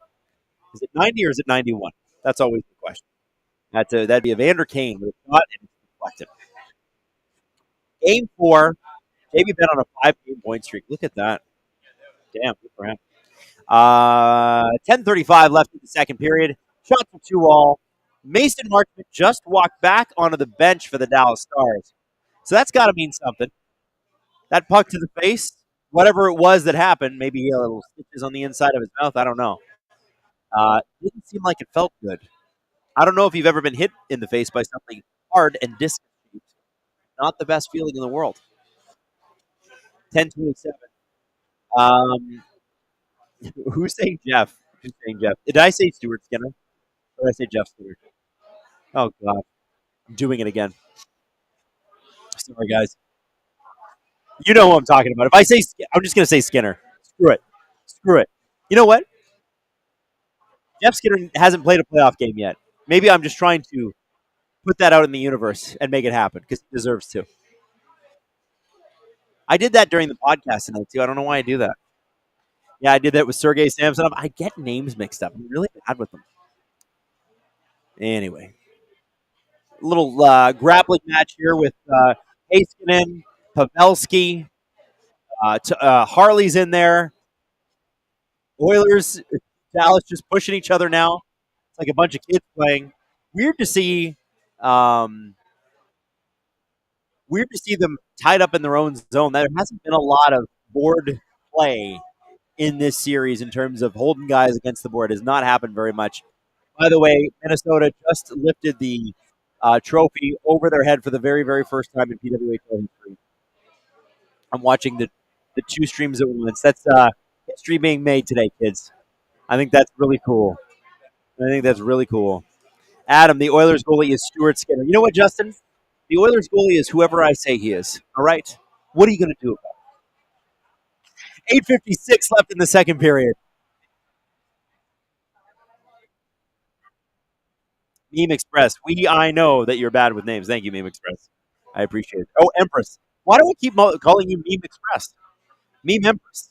Man, I always pronounce your name wrong. Or I always say it's the wrong word. Damn. Super stoked for the PWHL. Me too. Mark Triven, SLP. Or Mac Triven, SLP. Very excited for them. The Oilers are looking a bit discombobulated. This is from Kevin.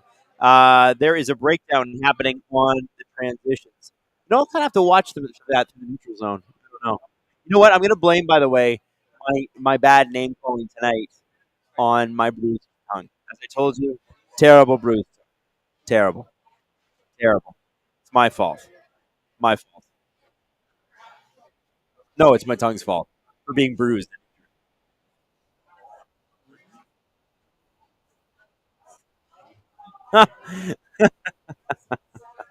Oh, Meme Empress. I won't call you the wrong name again. I've made that mistake only 40 times leading up to this. Oh, well. Man, it's so funny here. There's so many of you that have come back night after night after night. You guys have caught on to me. You're onto my crap.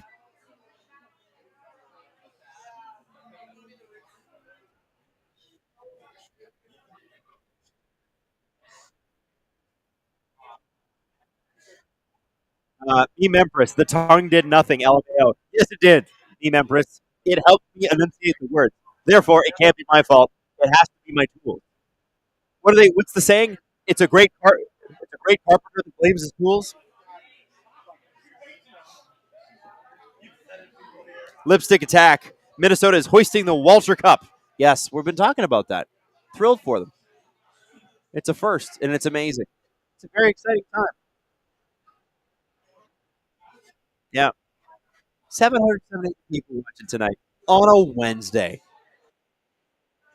I love it. I love it. Oh, that is a definite punch to the face of Leon Draisaitl. And Connor McDavid is complaining to the referees. But let's be honest. We've seen that how many billions of times in the playoffs, and they don't call it. You know why? Because it's game 4, 5, 6, 7. They're not calling that anymore. Bye bye, referees. Your job is done here, unless it's egregious.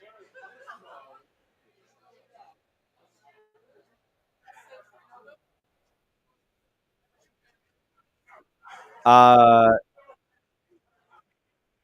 Michael, have you injured your tongue recently? Your symptoms may be due to bruising or localized collection of blood called a hematoma. Usually, this will get better day by day. Yes, I don't call it a bruise. I call it a hematoma. They are the same thing, are they not? Uh, is it me or are you talking more about Minnesota than the game itself? No, but I think it's relevant to mention Minnesota. By the way, not a whole lot happening in the second period between Edmonton and Dallas, unless you're a fan, in which case you're probably dying and then waking up and then dying again, just of pure nerves. And I don't blame you. I can only imagine what the third round feels like. I haven't been to the third round with my team since 2002, and that's when I was in grade 9. It's been a while. Don't know what that feels like. Would love to know one day. 8:10 left in the second period. It's a bit of a giveaway here by the Oilers, and I believe Dallas is going to get a penalty. Oh no, it was an offside. 7:56, 7:55, 7:54, 7:53, 7:52. By the way, if you're looking for a clock to align your stream with mine, you can do so because Stats God producer Hayden is updating every single face-off on that on the top right hand corner of the screen. We will see a clock because he got one. How about that? 7:35 in the second period. It sounds like it's real loud in the Edmonton arena, which is good. You got to get the fans back into the game. Hank Barber, take care of my future franchise shark, Leon. Yeah, there is some smoke about that, although I think it's a little bit premature. It's a little premature. However, if the Oilers go down in 5 this series, whether or not it's true, people are going to talk about it. It's just going to be the way it is. Meme Empress, Anakin Statwalker. Is that producer Hayden? Anakin Statwalker, because he's Hayden like Hayden Christensen. That's brilliant. Absolutely brilliant. They're calling. That is Justin is a Star Wars guy, and he like, damn. I had to tell somebody. I felt like I was here alone.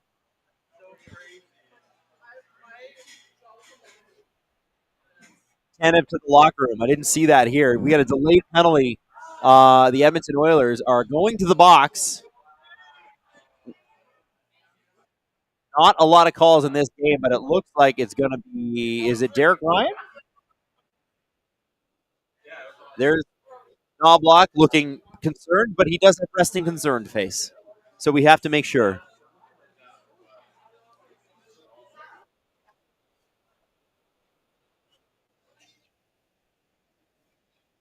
That is absolutely a penalty every time.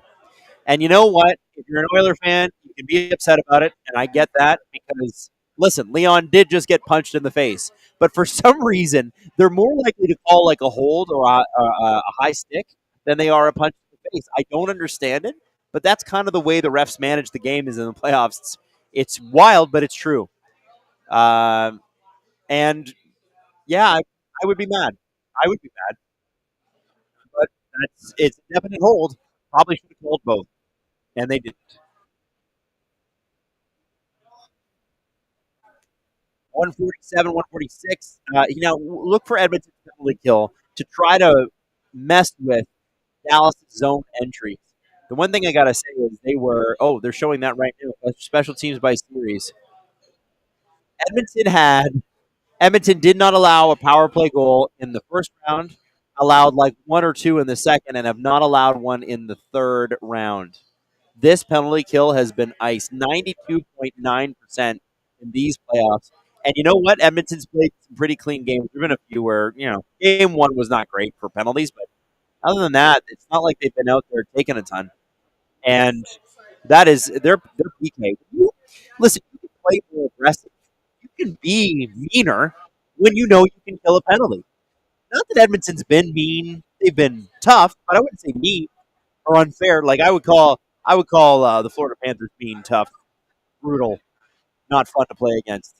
The Oilers have done an incredible job breaking things up. And here's the thing: when your penalty kill is that good, your fans know it, and you go and you kill a penalty, and the fans get on their feet. It's like almost like a sport, right? It's just one of those things that gets the team going. Your best players are sitting for a couple of minutes. They're jonesing to get on the ice, and if you can get out of this, you can put your best players on the ice and go right back at the Dallas Stars. Oh, Connor Brown almost caused a turnover there. 50 seconds left on the Dallas penalty. Oh, and we do have a turnover, and we got a 2-on-1, 3-on-1, and we got a shot, and we got a short-handed goal. Matthias Janmark finishes off a fantastic pass. 4-2 is looking good, Jesse. Jesse's goal was 4-2 Oilers in this game. I think he's feeling pretty good about that, and he should. Ladies and gentlemen, that short-handed goal is a money for the Edmonton Oilers. It was a 3-on-1. The Dallas Stars were a little tired.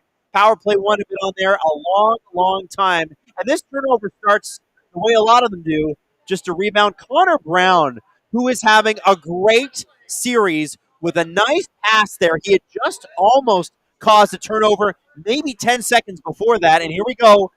Janmark gets it up over Jake Ottinger's glove after a great pass from Connor Brown.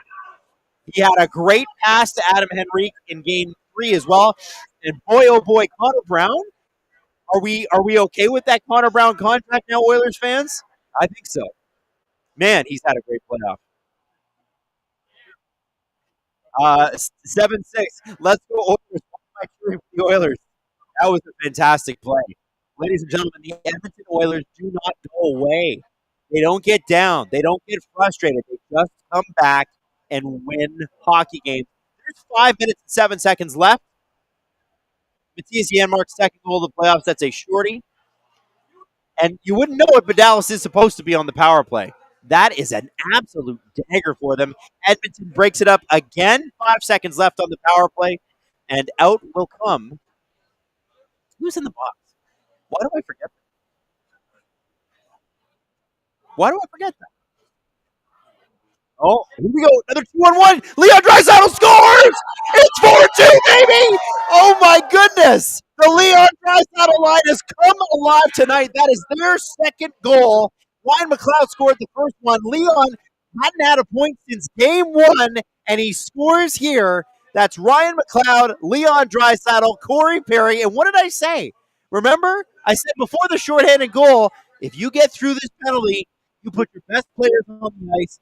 Dallas has got to rest theirs, and you've got an opportunity. And Edmonton has taken full advantage. Connor McDavid and Leon on the ice. Connor creates the turnover. Leon finishes, and I believe that setup was from McLeod, if I'm not mistaken.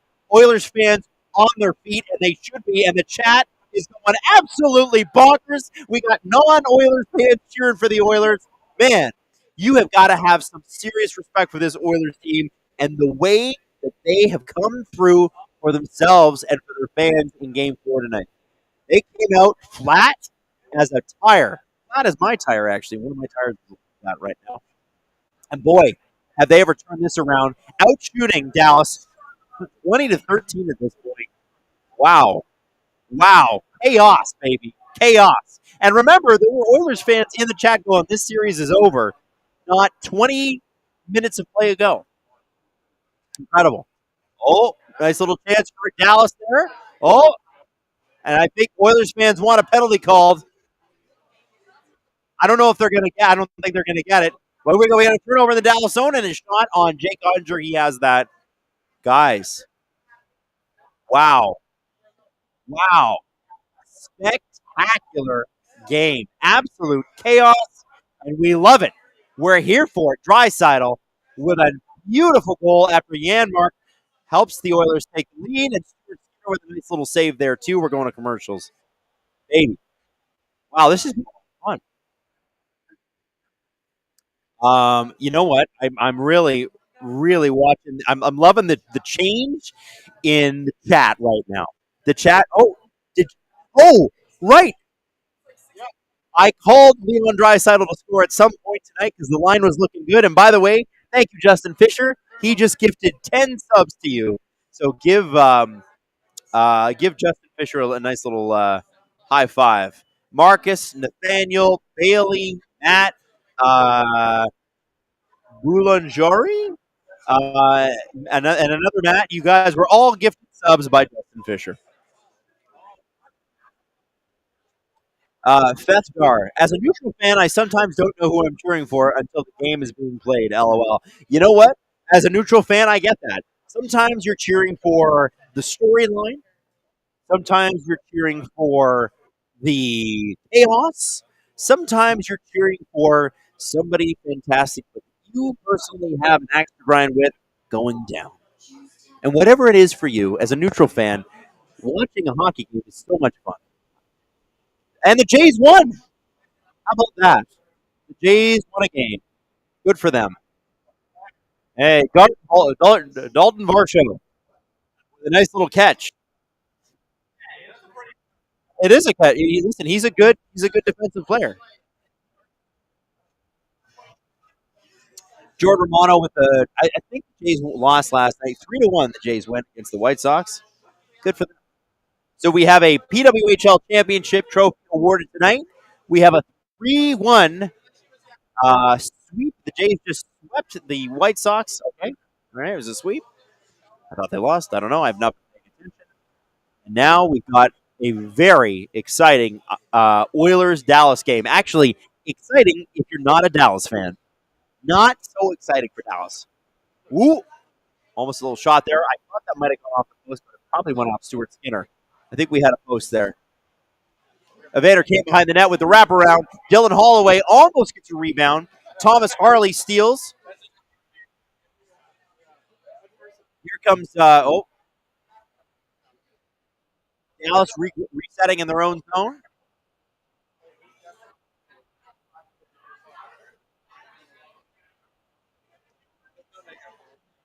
Now deep in the Edmonton zone, kind of playing along the board. We haven't seen, like I said, a lot of this. Marchman tied up a little bit. Here's Evander Kane pushing deep.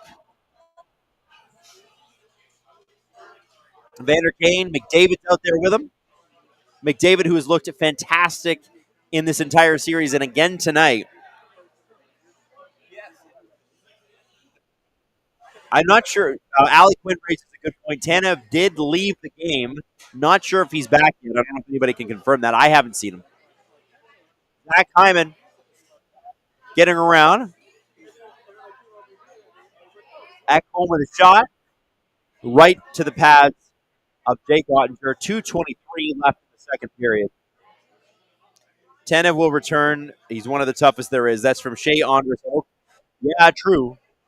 True. Tanev's back. Hey, speaking of, there he is.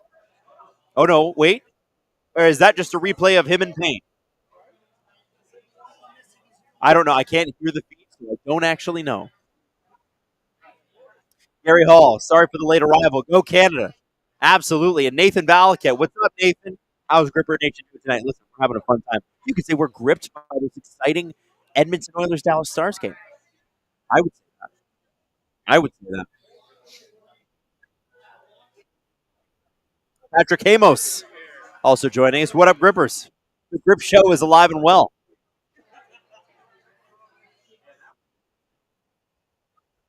.212 left in the second period. Offensive zone facing the Oilers. Listen, they get the big boys out there. McDavid takes the face off, loses the face off. You do have to wonder if in the last 2 minutes either of these teams can score, this will dramatically affect the outcome of this game. And the reason I say that is if the Oilers score, is that curtains for Dallas? It could be. It could be, right? If the Dallas Stars score, all of a sudden they've got the momentum going into the third period and they're only down by 1 goal. 4-2 in today's NHL. You know, I was raised in the dead puck era, so 4-2 was a death sentence. These days, not anymore. You are looking at teams. I mean, Edmonton has already surpassed a 2-goal deficit in this game. 4 unanswered goals. I think it can be done. Dallas can absolutely get back into this game. It's just a question of, do they have the horse to do it tonight? Fans are against them. Obviously, we're playing in Edmonton, but also momentum is against them. So we kind of have to ask ourselves, what's Dallas going to do in the last 1 minute 30? Can they create a turnover like they did just there? There's Stankoven, Wyatt Johnson. This line is looking real good with Jamie Benn tonight. But the Oilers have great defensive coverage on these guys right now. Puck on the half boards. Oh, Darnell Nurse giving an extra little shove there. He's played angry tonight, already with an assist. Oops, Stuart Skinner against that post that's eluded him the last couple of games. Here comes Leon Draisaitl driving the zone. We got 1 minute and 6 seconds to go. Not much going on in that play. McLeod looks like he's going to turn and change. 56 seconds to go. The voice is real choppy, my dude. I'm sorry. Is the mic better now? Is it better now? 45 seconds to go.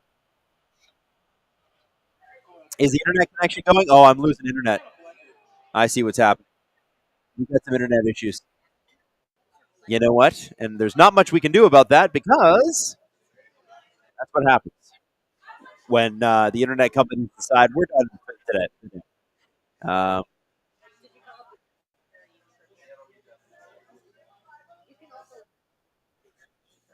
Are the grips oiled up? Well, they might be. They might be. Sorry about the choppiness of the feed right now, guys. It's unfortunate. However, the issue is it looks like internet has dropped a little bit in the area. So I'm doing the best I can here. And, we only got 36 seconds left in the period. So we'll play a clip, and hopefully it sorts itself out.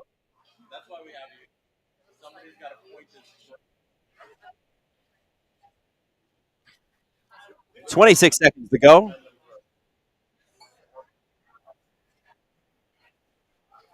Adam, don't you own Bell and Rogers? One day, Nathan. One day, buddy. One day.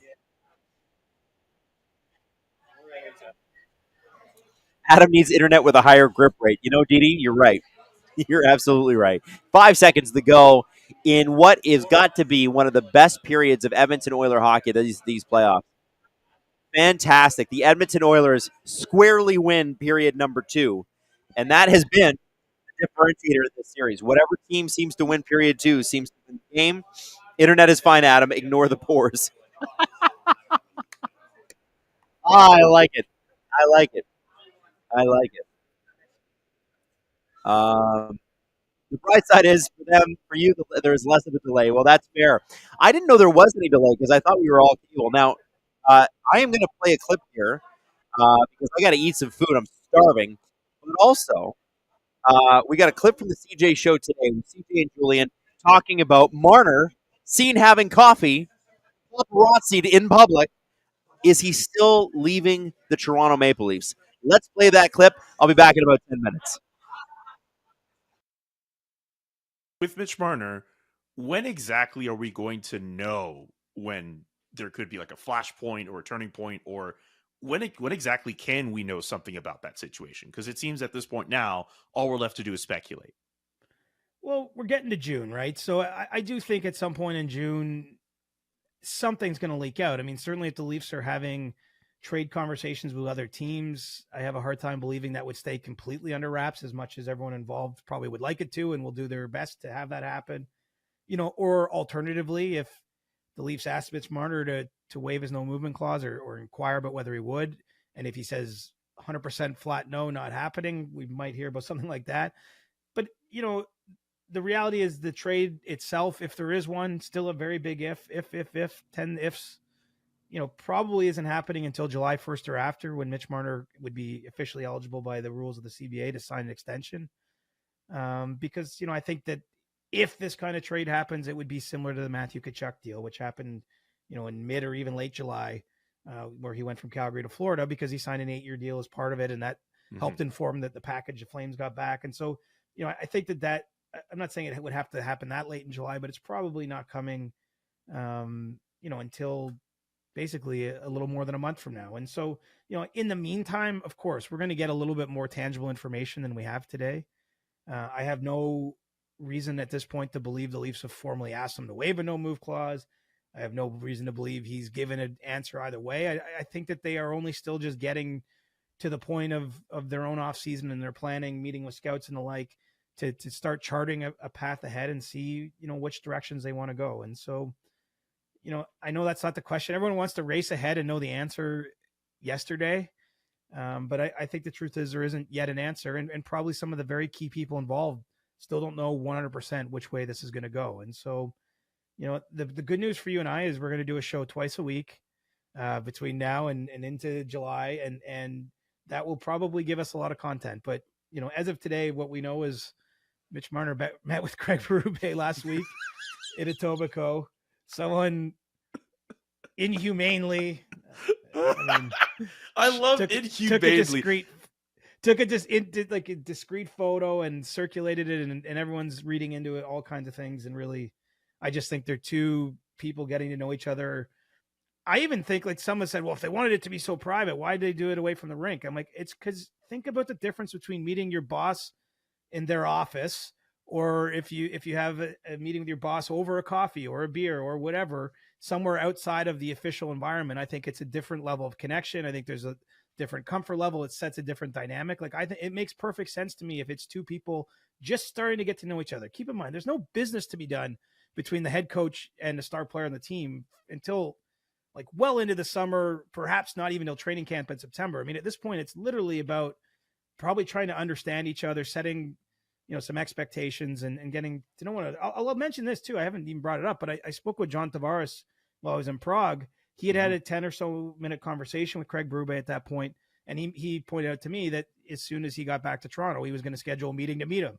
So Craig Berube didn't just meet Mitch Marner. I would suspect at some point here, with the World's now over, that Tavares will meet with him and probably any other members of the roster that are still in the city. And look, it wouldn't be unprecedented for a coach or a new coach to even go on the road and say visit Austin Matthews in Arizona at some point. I think that would be totally a normal thing to do that we won't have to freak out about if there's a picture at the airport with him at some point. Stay tuned for a photo of Craig Berube and Austin Matthews to surface on your Twitter timeline.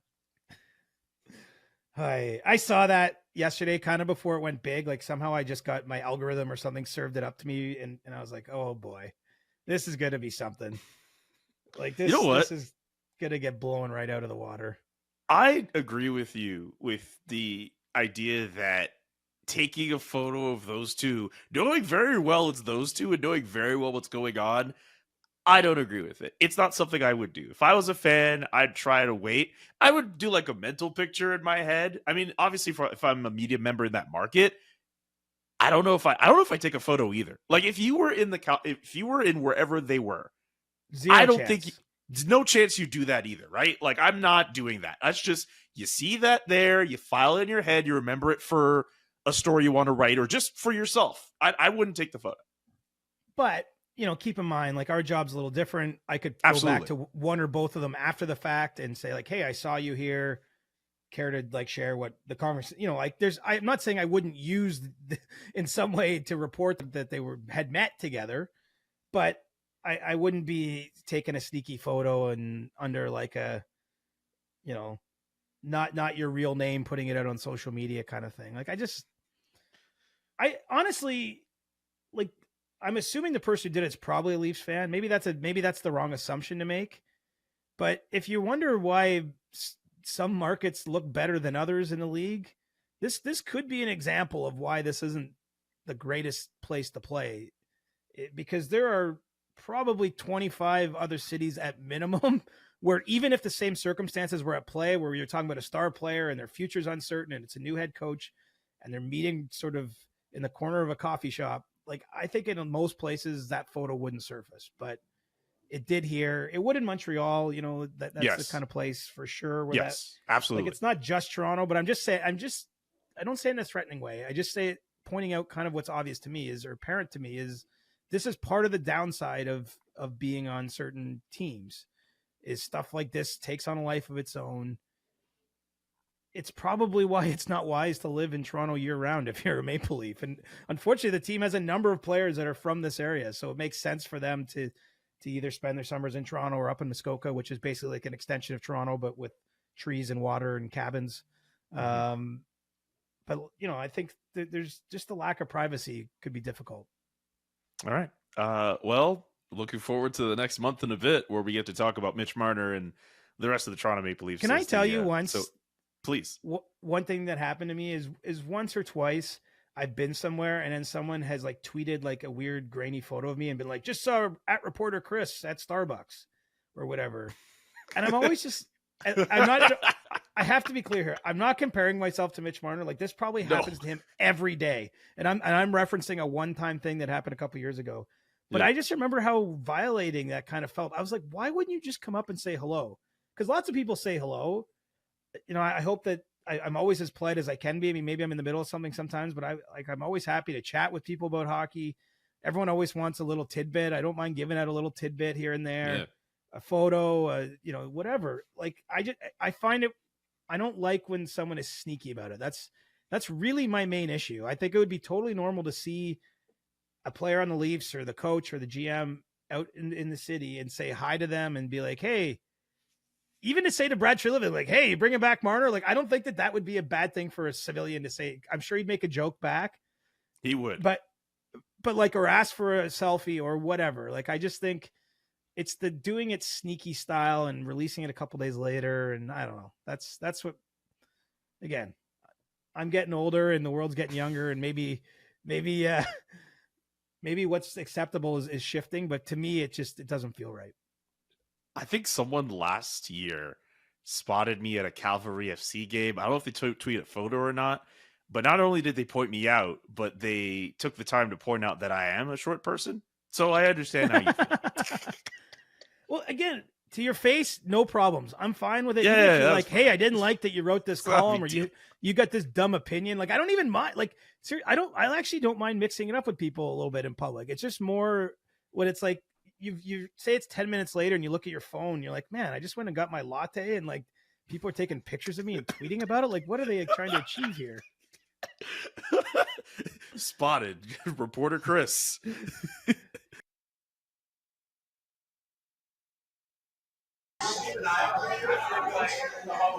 You know, I got to give CJ a ton of credit there because I think it's kind of funny that we're at the stage in Toronto Maple Leaf hockey fandom that that people are out taking paparazzi photos of these guys. I do feel bad for Mitch Marner in that situation because obviously, you know, you're having coffee with your new boss. Thanks for coming. Thank you guys for coming. They came from Ottawa. There's people here from Ottawa tonight. And you know, you kind of got to think like, God, like we're just trying to have a meeting. Like, I you know, people are like, oh, why don't you do it at home? Why don't you do it from home? I want to go out and have a coffee with my new boss. Why can't I do that? So I kind of feel bad. Kind of feel bad for them on that one. But I guess, is it loud now? Is it? What happened, guys? Do I need to bring it down? How's this? Is this better? I'll pull it down a little bit. Oh, okay. So how is this? How is my sound? Can we check that? It's, you know, the joys of a live broadcast, huh? I got coffee again. Life is grand. I got some. Oh, thank you, Jason. It's a beautiful thing. Audio is much better. Well, that's fantastic. I'm thrilled to hear it. Oh, I sound beautiful. Well, it's too bad I don't look it. So I don't know. Let me ask you this. Celebrities are photographed in public all the time. It even happens in Toronto. There are paparazzi in Toronto, if you can believe it. My question to you is, should they be? Like, if you're out with your friend and you're at a Boston Pizza and you see, thank you very much, and you see Mitch Marner and Craig Berube having a coffee, at Boston Pizza. Maybe the one on Rutherford Road where we are right now. And your friend goes, you know what? I got to get a picture. I'm going to tweet this. Are you telling them no? Are you telling them? Are you telling them it's okay? Are you saying nothing? Because, like, for me, whenever I see like somebody notable out in public, I try not to bother them unless they're like for us. Like if you were to see like one time, I saw Jerry Seinfeld in Calgary, and people were like walking by and like taking pictures of him and whatever, and people were going up and saying hi. Apparently, Jerry does not like it when you say hi to him in public. Doesn't like it. Well, I didn't. But I wonder like if you're taking a picture of Mitch Marner out in public like that, are you doing it for the likes? Like, what are you doing it for? I don't know. Joe Pipple, that's the cost of making $10 million a year. Not feeling sorry for Mitch in the world. Joe, you're right. You're absolutely right. People are going to do it. I'm just asking if you would do it. I'm not saying people won't. I'm not saying we can change people. I know humanity, and I know that absolutely all day, every day, they are going to be they're going to be taking pictures of a famous person out in public. I'm just saying, would you do it, and would you let your friend do it? You know, Adam, did you forget how paparazzi embarrassed the nation when Kawhi was a free agent and the Raptors won the title? No, I haven't forgotten that at all. The difference was that it was actual legitimate news, and they were following him from the airport to Hazelton Lane Hotel, where the Raptors were due to do their presentation. Right. So that was an actual legitimate news story. It wasn't like he was out eating with his family or out eating with Psy. He was out getting ready to have a contract presented to him. So that, I don't know. I'm just asking. I know what Marner makes. I'm just asking. It doesn't listen. I'm sure it doesn't even bother him that much. I'm just wondering if your friend was going to take pictures. Would you be like, I'm cool with that? Listen, I don't think a lot of people would. Nathan Valica, would you let your friends show their feet live on YouTube? I mean, it is a good question, and probably not. Hank Barber. Well, when you see a god in public, oh, stop it, Hank. Funny, funny. I'll give you that. Funny. Aaron Backhouse. Marner said they get treated like gods, though. Yeah, and I guess getting pictures taken of you or guys. Listen, I'm not shaming the person that was. I'm just saying, are you the type of person that would? You wouldn't download a car. I don't know what that means. Hey, just we gotta let them know. Turn down this volume a little bit, otherwise it's gonna feed through on the thing, and we're gonna get demonetized. The sound's got to come down a little bit just because okay.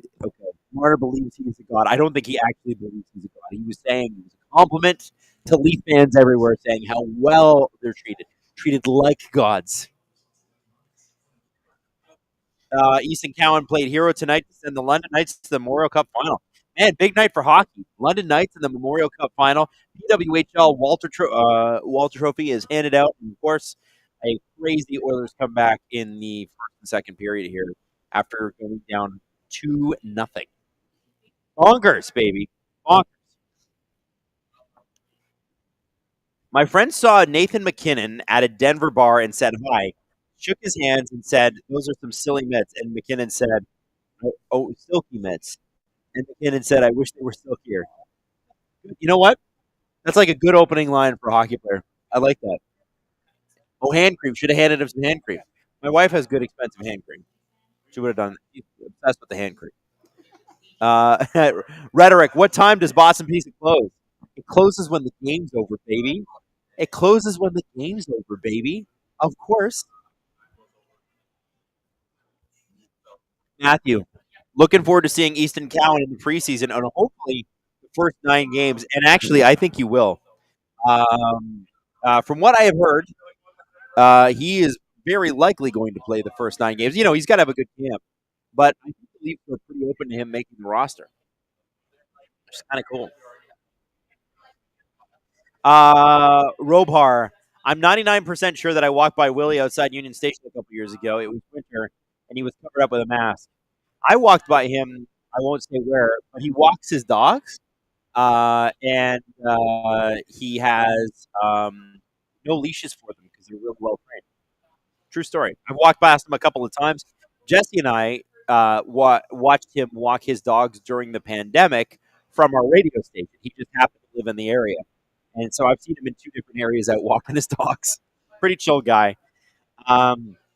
This Donnie, I met Harrison Ford at a Raptors playoff game, forgetting I had a 6-foot or 4-foot balloon I took from the arena. I snuck up to get an autograph. And he said, sure. But after that, the balloon stopped following me. LOL. Yo, that's funny. Harrison Ford. Apparently, I know he's a tough interview, Harrison Ford. So that's cool that he was cool to meet in person. Nick Wilson. Joe Sakic is my favorite player. I was at the draft in St. Paul, and he was next to me in line, and I couldn't get myself to bother him. Nick, I'm sure Joe would have been more than happy to sign an autograph for you. I've heard he's a really great guy. Mouseless, got to get a better mic, bro. Mouse, how's your mic? Listen, this is our live on location mic, and it's the first time we've done a live stream at a live location. We will improve things. Don't you worry. It's coming. It's coming, okay? They're just things that need to happen. There we go. Back in the day, I saw Sakic at a place. I took my daughter to lunch to Vancouver. I did not approach because he's from Burnaby. I am an introvert, so I can handle the situation as I would handle the situation as how I wanted to be treated. That's fair. And listen, I think sometimes there are appropriate times, and then there are other times where it isn't, and it is what it is. Oh, Maddie's jumping on the stream. It's the dog pound, Mad Dog. Maddie wants to know how everybody's doing. Guys, yeah. Maddie wants a vibe check. You want the vibe? I need the vibes. She needs guys, can we get a vibe check? The Mad Dog. Not a gripper. No, we don't need a gripper check. No gripper check? I think we need a gripper check. 1,500 likes. Okay, all right. Maddie, thank you so much for tonight. You were amazing. Mad Dog. Oh, you are getting mad love. A lot of ows in the chat right now, Maddie. A lot of ows. The third period has begun. I'm not sure what happened on camera, but it's probably staring right at my grippers right now. Damn, Jesse. You can't just give this stuff away. They got to get we got to compile 1,000 likes for that. Come on now. I have shoes on still. Got to earn. We got to Gripper Nation has got to work for their lunch. Gripper content. My goodness, ridiculous. Absolutely ridiculous. 6 Zoom on the floor. It's my foot. This Donnie. 1903 left in the third period. Guys, it's going to be all on Dallas. All eyes on Dallas in the third period. If they can't get this done, imagine the stories tomorrow. By the way, Edmonton Sports Radio is going to be able to talk about the fact that Darnell Nurse had a nice little assist tonight. A nice little back pass that led to a goal. Maybe they can stop tearing him apart. He was pretty angry. Maybe he'll want to answer questions to the media. Maybe not. 18:35 left in the second period. Met Darcy Tucker a couple times. He's not one of the nicest athletes I've ever met. I met Darcy Tucker myself, and I have to say, lovely guy. Him and his wife. Very, very nice people. Really have a ton of respect for how he treats fans as well. He gets it. I think he gets what being a Leaf fan is all about, and I think he loved being a Leaf. And we need, when I look at great Leafs and guys that love the spotlight, Max Domi really reminds me of Darcy in a lot of ways. And that's why I hope he sticks around, because there's a guy that loves the spotlight. And I think you got to love the spotlight if you want to play in Toronto. Keith wants Jesse to show his stream. He did show his face on the stream. Jesse can come back at some point. But I think we got to do something here. Here's what we got to do. If we want Jesse back, we got to hit 500 likes. 500 likes. You got to like the stream. You want Jesse's face back on the stream, and it's a beautiful, very symmetrical face. It's well trimmed. He's got a nice playoff beard going, but it's clean. That's probably thanks to Manscaped. If you would like Jesse back on the stream with his beautiful playoff beard, the best playoff beard for my money, then you're gonna have to get me up to 500 likes, guys. 500 likes. Let's do a like spike. We're only at 434. What is this? What is this? What am I supposed to do with this? What's Jesse supposed to do with this? You can throw a bunch of crab people in the chat, but is that 500 likes? No, it's not. It's just crab people in the chat. Is Connor Brown? Connor Brown is upset, and he shouldn't be because he's been fantastic tonight. McLeod, Perry. Oh, baby. Darnell Nurse almost had a goal. Oh, he's having a game tonight, baby. He's having a game. He's having a game. Jesse's hiding because he doesn't want to be associated with the audio. This is Joe. It's not an audio tech issue. It's just the microphone, Joe, and you'll be okay. It's just a mic. I'm sure. I'm sure we'll be able to improve the mic the next time we're back on location. I think part of the problem too is it doesn't reach around to the front of my mouth. That might be part of it. Here we go.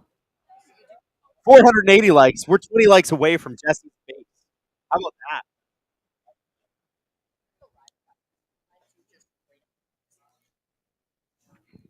Hank Barber with the Crab People and Gripper Nation emojis.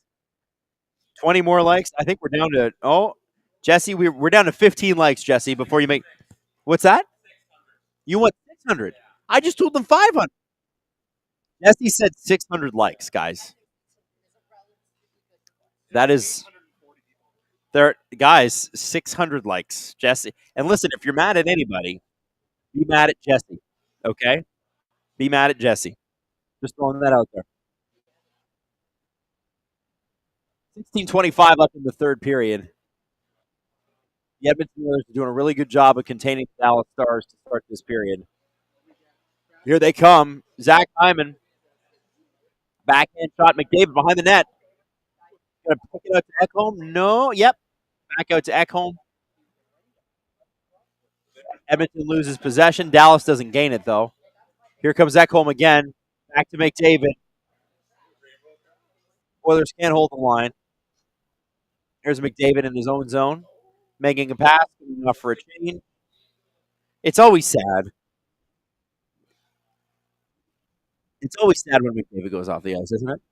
Just sad. Mike gaming Roblox. Yeet. True. Guys, we are at 514 likes. You get another 85. You get to see Jesse's perfectly manicured face. Oilers with a shot. That goes up over the net. Boy, that second line for the Oilers has looked real good tonight. Completely revamped with McLeod and Perry. Perry's played like a man possessed. I really like his game tonight. And I want to say, really like Darnell Nurse's game tonight. I'm sure there'll be some sort of stat that says, oh, but he's bad. Listen, that he's a proud man and a competitor. And you always got to wonder with these guys, too, what injuries are they playing? What injuries are they playing? You guys are waiting for Jesse. Jesse is refusing to show up until 600 likes are surpassed. I'm sorry. 14:40 left in the third period.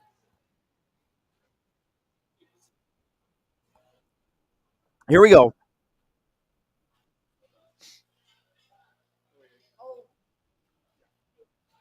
Oh, Hayden just put grippers in the clock. Oh, my God, Hayden. I have not seen that. The gripper clock. Thank you. Thank you for that. Unbelievable. 14:05 left in the third period. A+ grip clock. Producer Hayden, number one.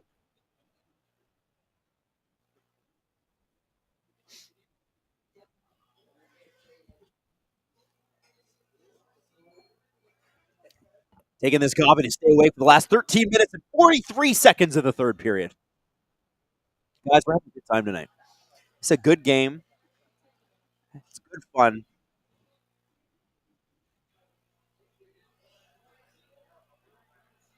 For gripping sakes, let's get those likes in.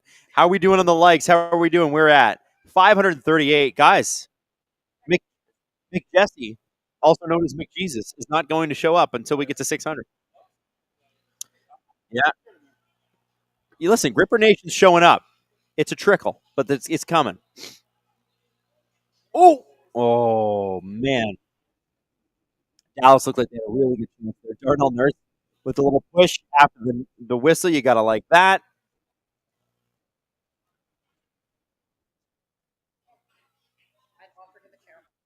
Apparently, the sound is suffering a little bit here. It might have something to do with the internet connection. I'm not totally sure, but internet seems to have dropped down a little bit in the area.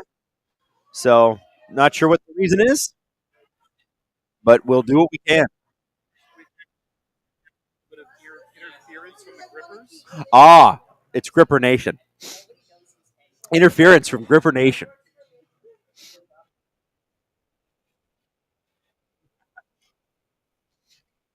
All right, here we go. 552 likes, Jesse. You're on watch.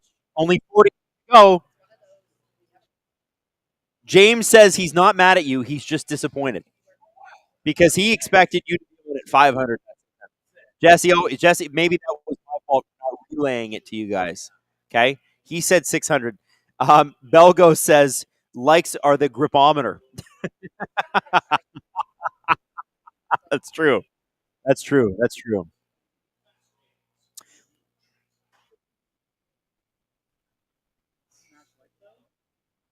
Adam is doing a great job, but the better extended team effort is at stake. MKI Sports, could this series go a full 7? This series very likely goes a full 7. I think a lot of people were expecting that. Hey, Adam, are you a fan of the Grand Rapids Grippers? I like that. I like that. Yes, absolutely. Um, Mike might be a bit shoddy, but Adam is looking sharp at BP. Thank you, Ray. Boston Pizza, Rutherford Road. Jordan Saylor. Not to cause too much trouble, but why are you and Jesse not named in the podcast title? Well, that doesn't cause any trouble at all, I'll tell you. First off, we didn't know Jesse when we started this podcast. We started it with a different producer 11 years ago, and Jesse joined us about a year later. And the other reason it's called the Steve Dangle podcast was because when we started, my recommendation was that we call it the Steve Dangle podcast because Steve was the guy in hockey. I was a pop radio DJ, and nobody really knew who the heck I was. And so I figured, there's not really a show without Steve at this point, and at that time there wasn't. And I said, let's call it the Steve Dangle podcast. People know Steve, so let's just call it that. And they'll get to know me. And the other producer at the time's name was Chris. And obviously, Jesse. And so you've gotten to know Jesse and I through Steve a lot of the times. That's why we call it the Steve Dangle podcast. It's an easy one. 574 likes, Jesse. We're almost there. Is Boston Pizza okay with bare feet over the tables, Nathan? Nathan, no shoes, no shirt, no circus. Okay?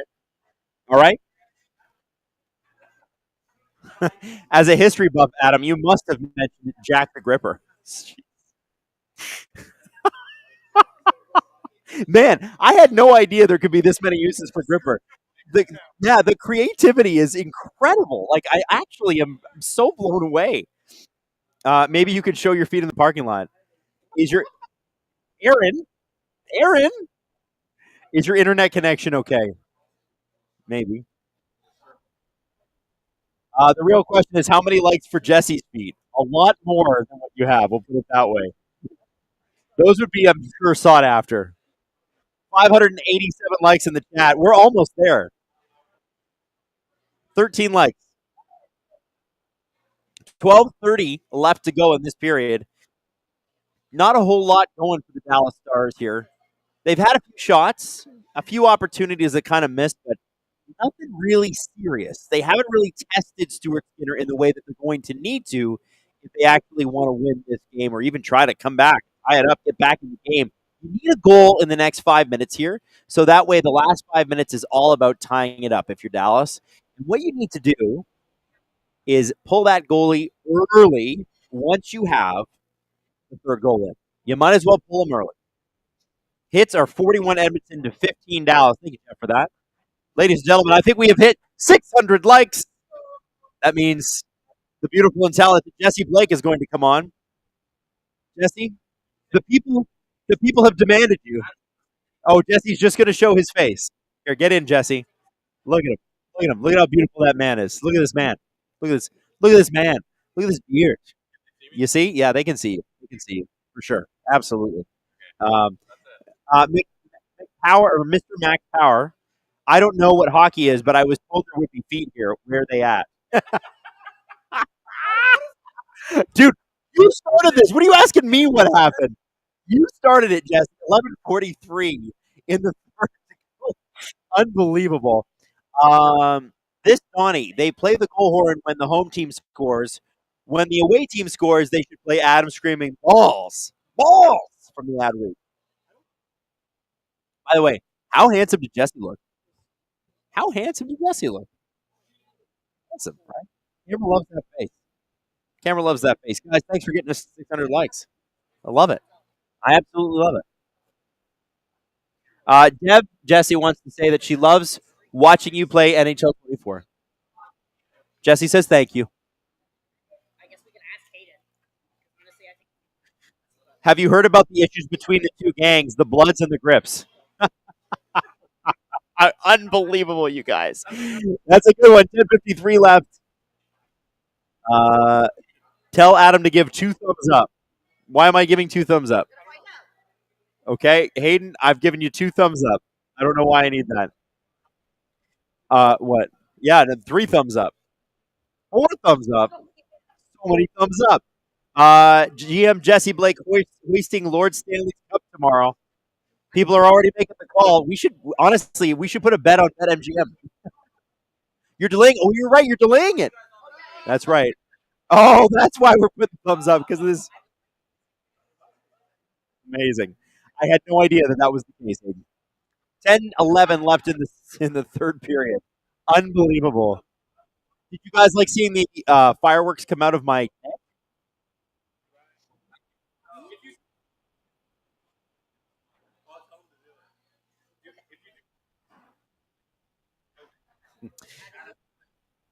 What's this do? Lasers? Well, there's not much going on in the Oilers Dallas game right now. You gave 4-2, Jesse. Jesse is real excited because he called a 4-2 score tonight. We shall see if his prophecy comes true. Nostradamus. Does that work? No. James says give 2 big toes up. Hey, lasers, David. They just saw the lasers on the screen. 9:20. They're not fireworks, they're feetworks, Jacqueline. 9:14 left in the third. Oilers out shooting Dallas 25-19. Evan Bouchard with a pass there. Oilers seem content to break up Dallas's plays and kind of let them come. And you know what? They've done a really good job of breaking Dallas up. There's not much. Listen, they're not cheating offense. They are getting opportunities. You're seeing McDavid right now drive the net, but they're not going to take any unneeded risks. And you can tell that by their play. They're not going to get crazy. Just get out there, have solid shifts.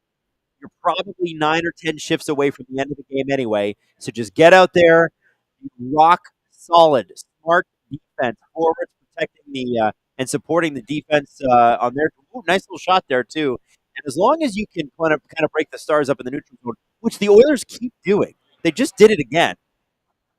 You're going to burn a lot of time, and you're going to burn their legs out, and that's what you need to do. It's all about them getting set up, and if you don't let them do, there's a bit of a trip there. Hyman is going to the box. Ben just put him in, and I think Hyman's going to get a penalty. And this one is one that I don't know about this penalty, guys. Hyman stick was there, but that is a dive. That is a dive beyond dive. That is Wyatt Johnson dove. He'll be great in the Summer Olympics this year. That was not good. And I think if the refs are smart, they call a diving penalty there. But I honestly, Aaron Grace took it grip from underneath. Oh my God, that's good. House Gryffindor? No, I didn't see that. Keith Bevins, I'm surprised Adam Sportsnet didn't offer you a contract. No, Sportsnet has never offered me any contract. Although I did do their morning show for a bit. What's that? Yep. Maverick 578 gifted 10 memberships. Maverick. Hey, he's here. He's at the bar. He's watching on this phone at the bar. By the way, his first name really is Maverick. Can you imagine? Imagine walking into every room and going, I got the sickest name here. Just ask me what my name is. Just ask me, please. Well, yeah, no, I'll shake your hand. Maverick. Yeah. No, whatever your name is, who cares?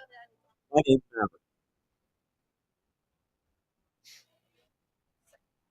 Maverick. Bad effing time to get up and wake Dallas up.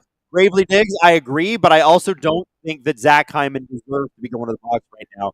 Wyatt Johnson sold the hell out of it, and I respect it. But when we come back from commercial break here, and we're not quite there yet, we'll find out if these are offsetting minors, and I think they should be. Whether or not they are, we'll find out. We'll find out. We need a Motley Crue cover called Grips, Grips, Grips. Ah, that's funny. That's funny.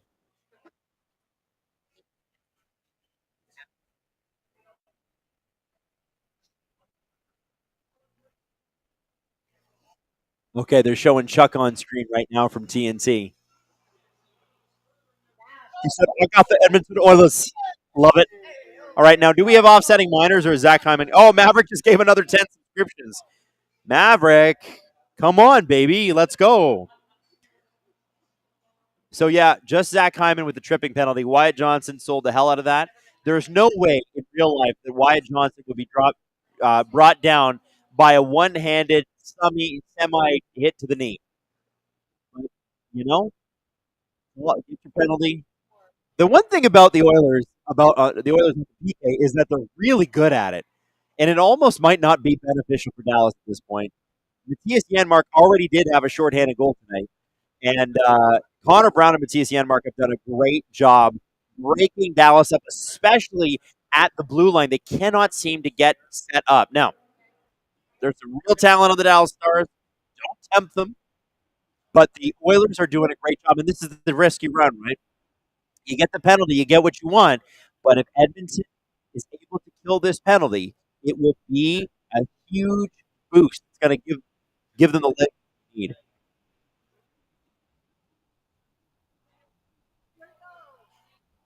Well, a couple of close shots there by Dallas. Nothing yet. And off they go.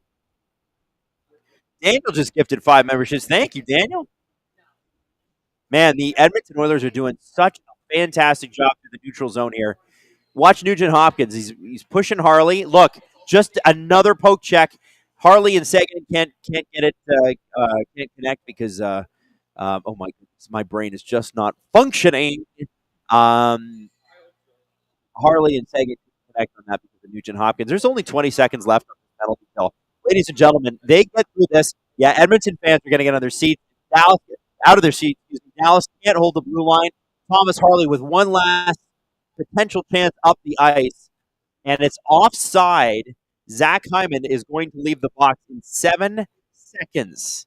7 seconds. The Oilers will have killed this penalty, which really shouldn't have been a penalty in the first place. And man, if you're an Edmonton Oiler, you're smelling victory. You're smelling a tie series going back to Dallas. And you know that 2 out of the next 3 games, if it goes that far, are on home ice.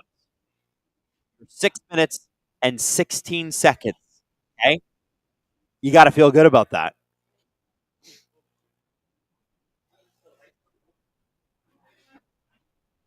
Wow. Did we have another? Somebody else gave?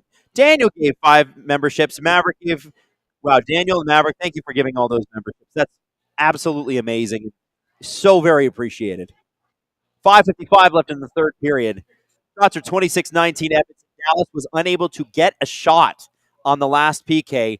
Edmonton doing an incredible job breaking up the neutral zone push of the Dallas Stars. Dallas has gained the zone. A little bit of ozone pressure, but Edmonton just pulled the puck up to Zach Hyman, who loves it, puts it down to his own stick. Chip and chase. Jake Ottinger out to play it.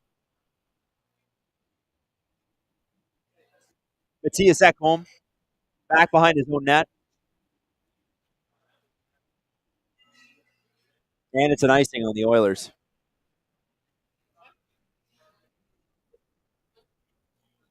The live from Boston Pizza was amazing. Daniel, thank you for coming. Who is your So Daniel must have come to the show and gifted subs. Thank you, Daniel. Thank you. You and Maverick. Adam, who is your Conn Smythe winner at this moment? It's a tie. I'll go by teams. If it's Edmonton, it's a tie between Hyman and Draisaitl, with the edge to Hyman because he has 12 goals in 15 games, which is just flipping ridiculous. If it's Dallas, I'm going Conn Smythe, way too early Conn Smythe. Oh, man. Oh, Dallas is tough. Come back to that one. If it's New York, I'm going to go Jesse, way too early Conn Smythe. If you're going to go to you have to give it to someone on the New York Rangers. Who would it be? Yeah, way too. Okay, Jesse says Shesterkin. That makes a lot of sense. Yeah. Laugh's a fun pick, but it would be Shesterkin, right? For Florida, I gotta think Reinhardt or Kachuk. And I'm trying to think of for the Oilers. I said it's got to be Hyman or Draisaitl at this point. Yeah. I just thought I put Hyman in there just because he has 12 goals in 50 games. Yeah. And both him and McDavid hit their 100-point marks in the playoffs. Dallas, I can't figure out. It's not Ottinger, is it? I mean, he's been spectacular. But who? That's the one I don't know. They have. Tim Roby show. Were you trying to get Matthew Nyes to join Ripper Nation at your dinner the other day? I wasn't at that dinner. That was Dean Chenoweth or Chenoweth. It's Chenoweth. By the way, he's just being difficult. It's definitely Chenoweth. And I'm going to Dean, you pronounced your name wrong. 3:40 left to go in the third period. The Edmonton Oilers are the only team. Jay Robertson. Okay, so Jason Robertson, I'll go with that. He's leading the Dallas Stars in points. The Edmonton Oilers are the only team that has had any shots in the last 5 minutes. The Dallas Stars have not eclipsed 20 shots. You are just not going to win if you don't do that. It's not been. This is going to be one of those games where they're going to think a lot about this. There's going to be a lot of talk about this one. The Oilers were all guts in this game. And you know what? If you guys were with me for the Vancouver series, you saw them do it against Vancouver as well. I remember when Vancouver tied the game up with 3 minutes to go. I think it was game 5 or game 6. It was game 5. And the Edmonton Oilers, 30 seconds later, after this big emotional goal by, I believe, Brock Besser on home ice, Leon Draisaitl says nope. And 30 seconds after he scores, Edmonton wins game 5. And essentially that becomes the series. Now, Dallas has pulled their goalie. They've gotten a couple of shots here. We'll see if they can get set up. It's been a problem for them all night. They have not been able to get set up in the Edmonton Oilers zone at all. McLeod, who has played a great game and is being rewarded with minutes, is out there with Draisaitl. Fantastic playing, and we got a whistle here. The neutral zone breakers by the Edmonton Oilers are just, dude, crazy. Ripper Nation. Has Oilers fever gripped you? Deb Olson says, regardless, Dallas wins next game, in my opinion. Entirely possible. It is at home. It is at home. Adam, that was game 4 versus the Canucks. Okay, but still. Point is, the Edmonton Oilers are never out. They've just decided we're never out. Leon Gripseidel, Jason Gripperson, Igor Gripsturkin, and Sam Gripper. That's good, Aaron. I like that. Why does it sound like you're in a fishbowl? Because I am. No, it's because it's a different microphone. That's why. Come on, guys. The audio is super jacked up. I don't know what that means. Does that mean my mic's hot? This audio did some push-ups beforehand and steroids. It's crazy. Get this jacked up audio. The Oilers were not going to lose 3 straight in the playoffs. True. You know, Dallas is the first team in over 2 seasons to beat the Edmonton Oilers 2 times in a row. The Edmonton Oilers did not, until Dallas did it in Game 2 and Game 3, did not lose 2 games in a row in round 2, in round 1, or any of the rounds last year. You have to go all the way back to 2022 to see the last time the Edmonton Oilers lost 2 games in a row in the playoffs. And here they are, winning another one. They were not going to lose 3. Corey Perry, Dallas is trash at home. I don't know about that. Maybe they are. I actually haven't seen their home record. The Game Clown 93, Gripper Nation to the end. Let's go. Let's absolutely go. Let's absolutely go. They have the Mick answer, but Edmonton Mick responded. Exactly.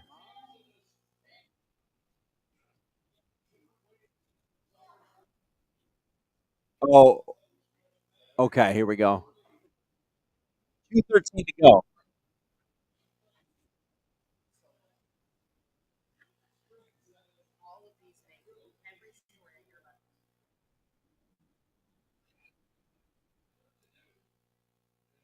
$2:10 to go here.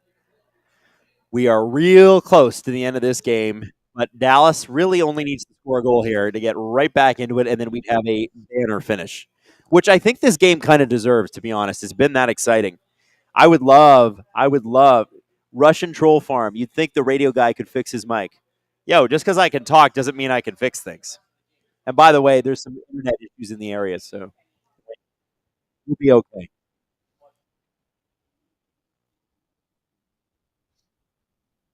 Mikey Dubs, why aren't they showing the game? They as in we? Because we don't own NHL rights, man. You know how much those cost?